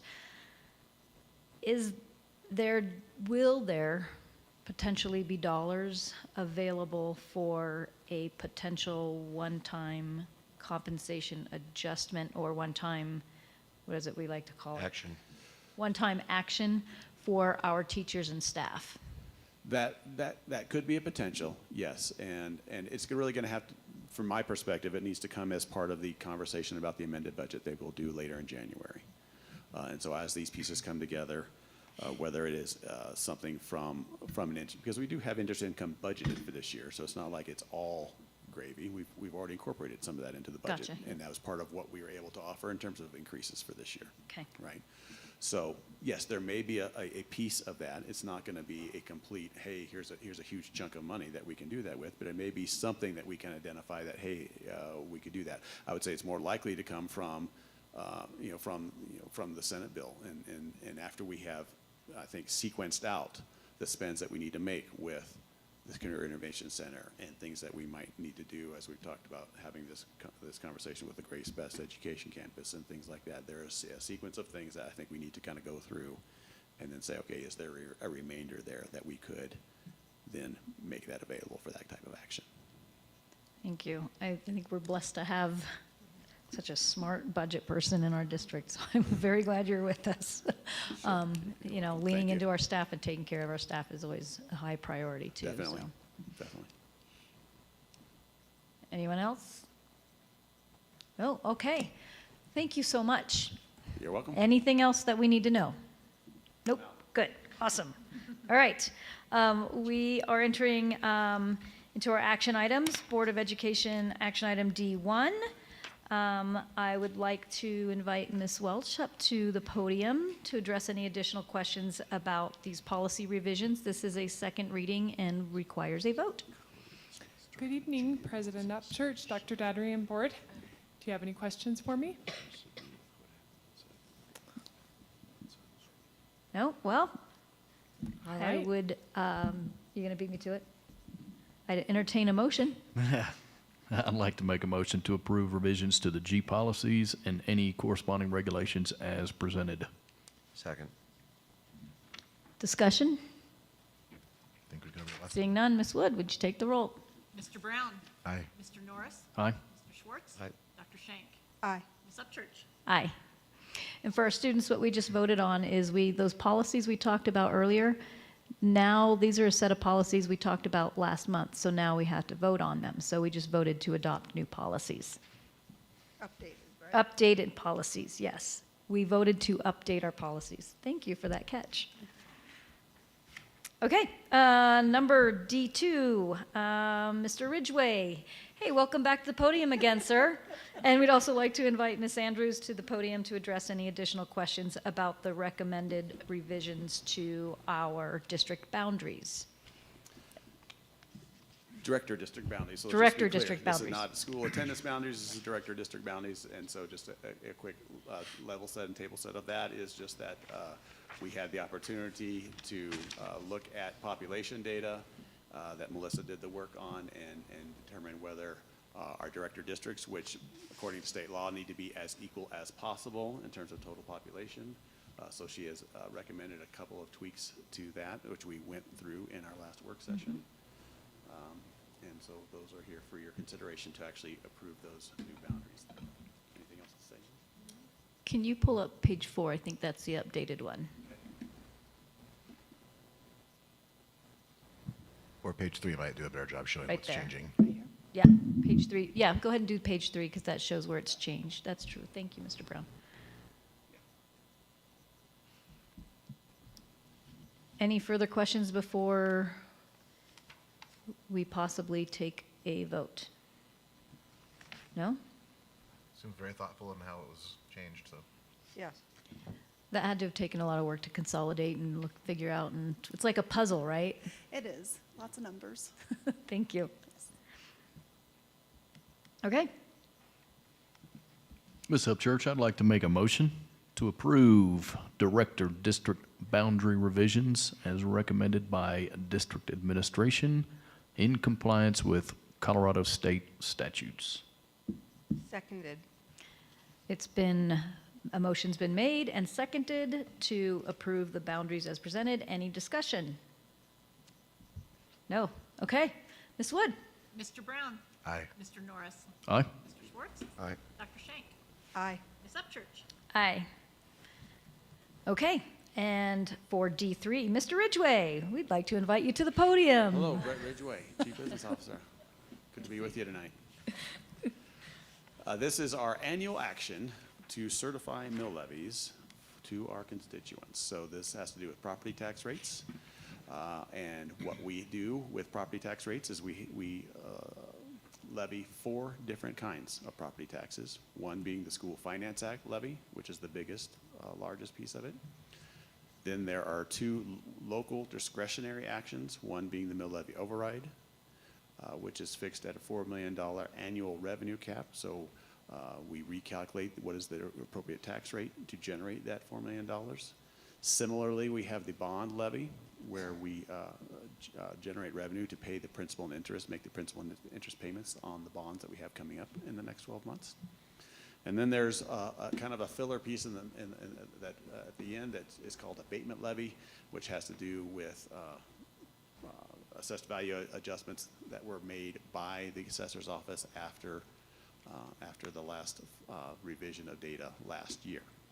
So if I just go into a couple of quick pieces of information that I want to show you on this.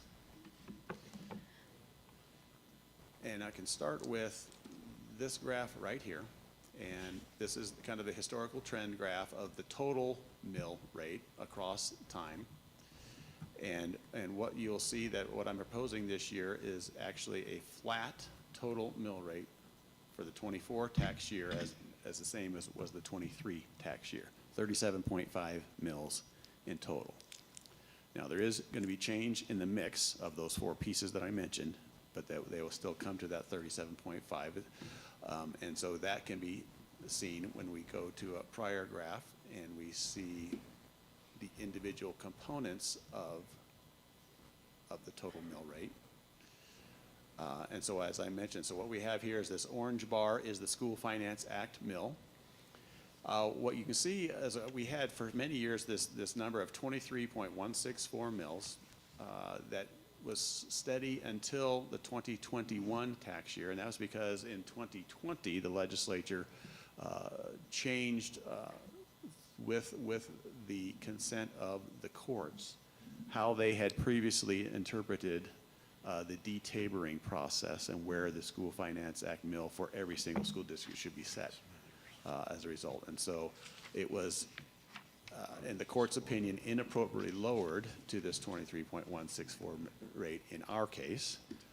And this, again, affected every single school district in the state that had gone through the detabering process as part of their election cycle. And so what that meant is that it needed to increase by 1 mill per year until it reached the rate of 27 mills, or the level at which the district was at when they detabered, which for us is not on the graph here. It actually, we detabered before this, but it was well over 27 mills when we detabered. So we are increasing to this final increment of 27, and now that will be fixed going forward. Right. The blue part of the column here is the bond levy. So you can see just a small adjustment there from 6.9 mills to 6. Oops, sorry, I hit the wrong button.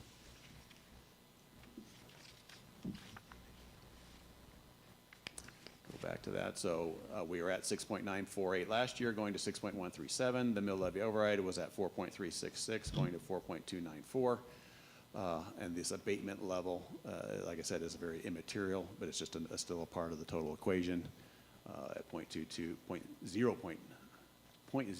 last year to 0.069 this year.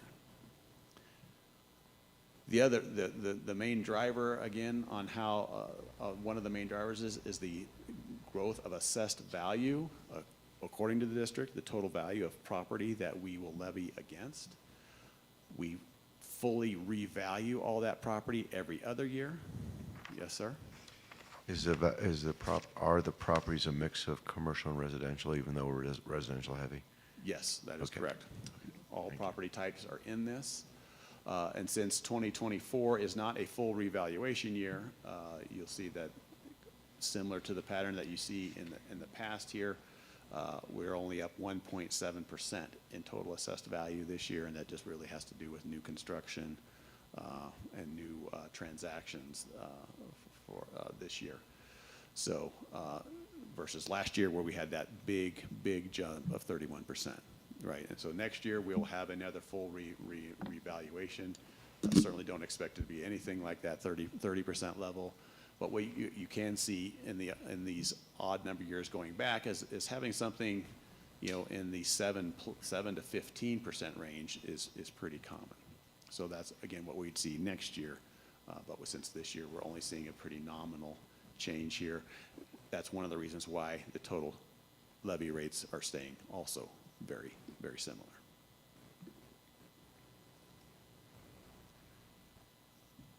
Questions or comments on that? So I have a question on slide number 2. Slide number 2. Yes, sir.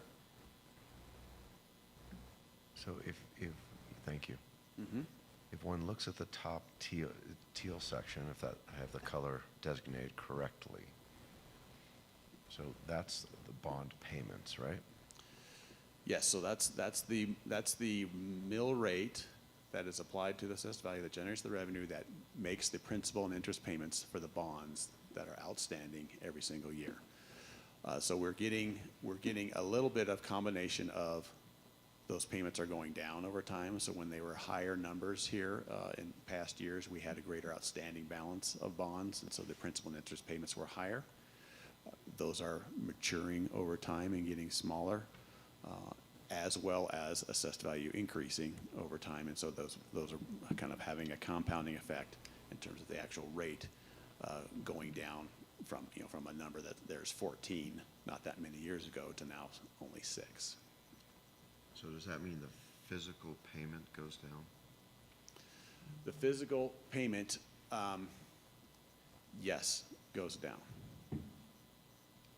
The actual money that is remitted goes down. Bonds are not calculated. That's the crux of my question. For our constituents, bonds are not calculated with simple interest over X number of years like a mortgage. Is that correct? It's yes. It's a yes and no answer. A bond issue is done in certain tranches. So there will be a portion of that issue that will mature in 10 years, and then another portion will mature in 11 and 12, et cetera. And so there are different tranches. Within an individual tranche, it's very simple interest, but as tranches stack up against each other, they will have different rates and different principal amounts. And so as you add all of that up together, it looks like there is change year to year.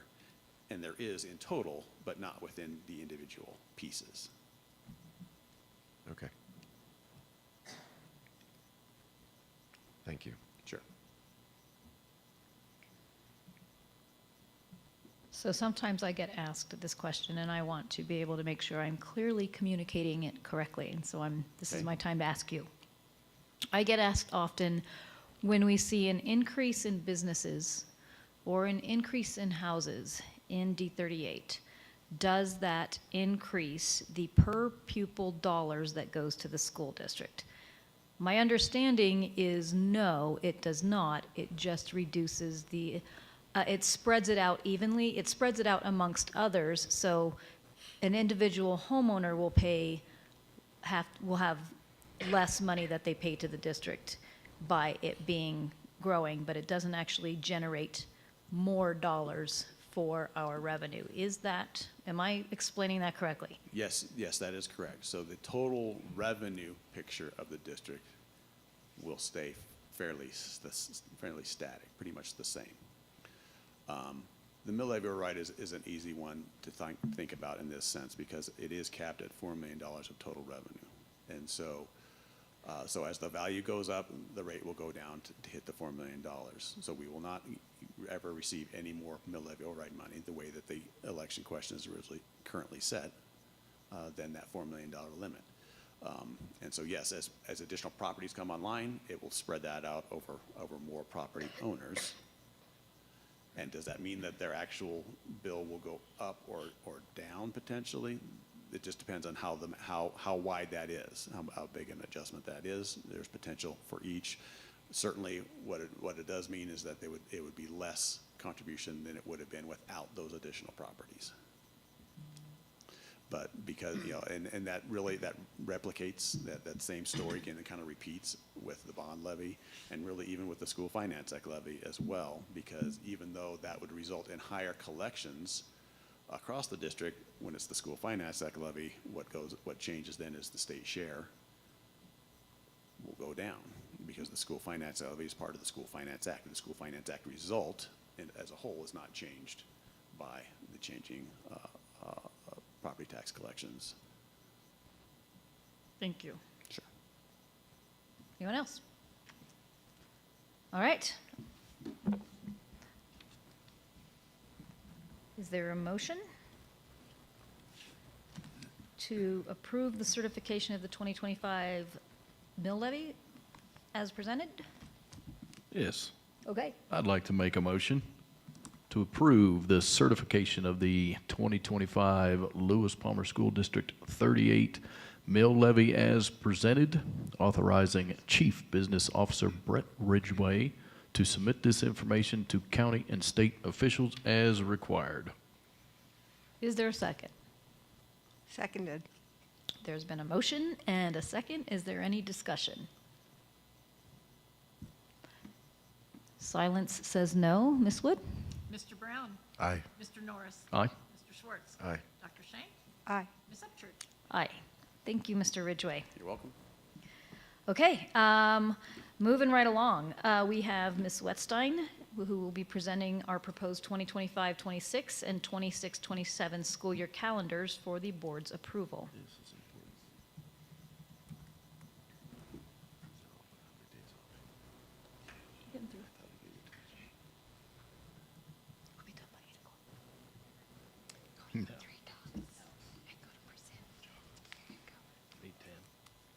I do actually have a few slides this time.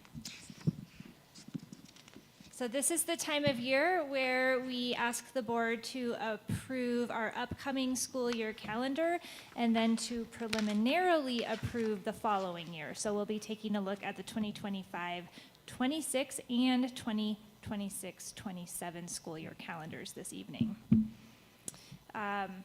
For some context, we had a calendar task force that met throughout last school year to provide input into a regulation that helps us define the parameters of how we create the school year calendar on an annual basis. And that group did develop recommendations for that regulation, which is in current practice with a slight revision that I spoke about this evening. And then the board is obligated to approve our school year calendar. We have been in the practice of doing that on a 2-year basis. Couple of modifications that I want to draw your attention to that are changes from what you preliminarily approved this time last year. We are proposing moving the third professional learning day / work day for staff in January. That was a change for the upcoming school year, and we are proposing moving it back to February as it has traditionally been. And again, that is with extensive input from principals, as well as a review by our parent and community advisory committee. We are also recommending removing the elementary assessment day that has been in August the last several years. This is because schools have expressed that they can easily assess students during the regular school week. We believe this was put into place when we did not have as many devices for students to test on as we do now. And then we are also proposing moving one professional learning day from October to November, and this was based on parent input during our PCAC discussion this October, or November, recently. And I'm happy to answer any questions you have. Those are the only modifications that we're proposing to the calendar that you have already approved and is in place on our district calendar or our district website. And then we would be asking you to preliminarily approve the 26-27 school year calendar similarly. Can you pull up the proposed calendar?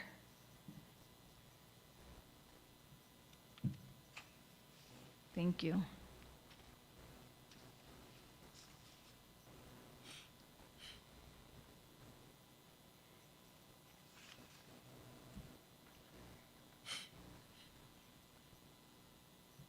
And And it was a good discussion during PCAC. Both Dr. Dattery was there leading that, and Amber was there leading that, and there was a lot of good input and feedback that came from parents and staff on this.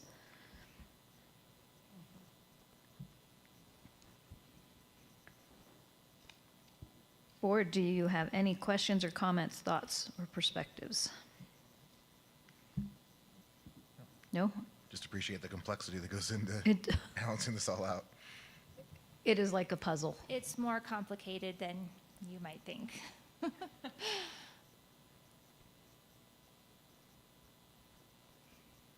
Do we know when Easter falls in the 2025-26 school year, just out of curiosity? I'd pull that up.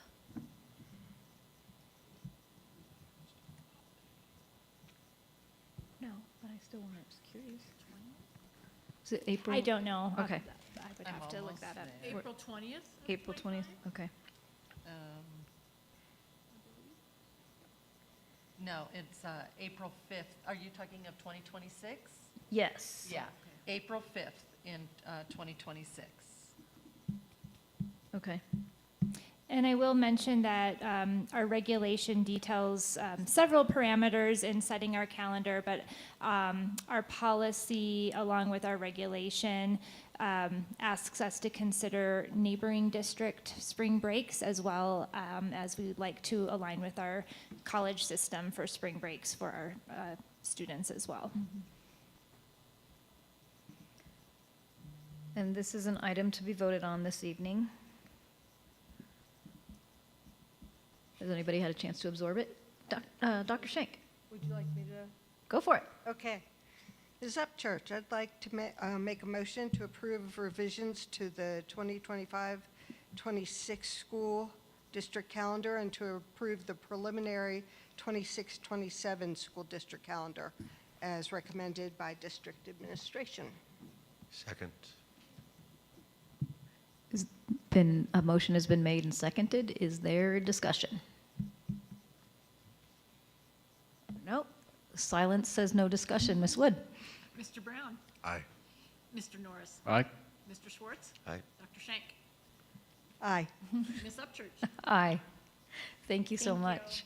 Okay, moving on to our last action item is our consent agenda, 5E, which includes meetings from the meeting minutes from the two previous board meetings, personnel items, 2 new course approvals that are ACE Career Development and Career Development 2, and budget items requiring signature, which is Earth Science Curriculum Renewal. I would entertain a motion if there's one. Ms. Upchurch, I'd like to make a motion to approve the consent agenda as presented. Is there a second? I'll second. Motion has been made and seconded. Is there any discussion? Seeing none, Ms. Wood? Mr. Brown? Aye. Mr. Norris? Aye. Mr. Schwartz? Aye. Dr. Schenk? Aye. Ms. Upchurch? Aye. And F1, you'll see there's a list of items for our upcoming January 7th work session and our January 21st meeting. As it stands now, if there's any other items that you would like to add now or that you think we need to add before then, you can definitely reach out to myself or Dr. Dattery. Okay, so our last item is G1. We have an executive session on our agenda. Ms. Upchurch, I'd like to make a motion Okay, to convene in executive session to discuss a personal matter, the superintendent's ongoing performance evaluation in accordance with Colorado Revised Statute 24-6-402, subsection 4, paragraph F, subparagraph I. Mr. Norris has made a motion. Is there a second on the motion? Second? Is there any discussion? I actually have a thought. Just want to make sure that we invite Dr. Dattery to join us in the session at some juncture, as this is about collaboration versus reaching conclusions. And it would be valuable to have her with us. Do we do that halfway through, or how should we organize that? In the past, when we've done this with Dr. Summers, we've done it where we go into an executive session with the board for a few minutes beforehand, and then we invite the superintendent in for the second piece, if that's what the board would like to do. Do you want to make a motion to invite Dr. Dattery, or re-motion to invite Dr. Dattery? Yes, I'd like to re-motion the previous motion without all the things behind it that Mr. Norris so elegantly said, to invite Dr. Dattery to join the team for the second half of the executive session as part of our collaborative process. So it would read, Vicki, it would read CRS, it would, let's see, how would it? I'll do it Okay. one more time. I'd like to Just for record. I'd like to re-propose the motion to ensure that in the spirit of collaboration that we invite Dr. Dattery to join us for the second half of the executive session this evening, December 16th, 2024, per statute CRS 24-6-402, 4FI. All right, good job. Is there a second? I'll second. Is there any more discussion? Okay, a motion to the motion has been presented, and we need to vote. We need to vote on the amendment to the motion first. So can we have a vote for the amendment to the motion? Mr. Brown. Aye. Mr. Norris. Aye. Mr. Schwartz. Aye. Dr. Shank. Aye. Ms. Upchurch. Aye. And now we will vote on that full amendment as presented. Would you like me to say it one more time? or do No, you have we've it? got it. Okay, thank you. Ms. Wood? Mr. Brown. Aye. Mr. Norris. Aye. Mr. Schwartz. Aye. Dr. Shank. Aye. Ms. Upchurch. Aye. And following the executive session, there will be no further school district business, and that will be discussed, and the meeting will be adjourned. Okay, thank you all for coming, and it is currently, okay. It is currently 8:06. Thank you so much, and Merry Christmas and Happy Holidays to everyone.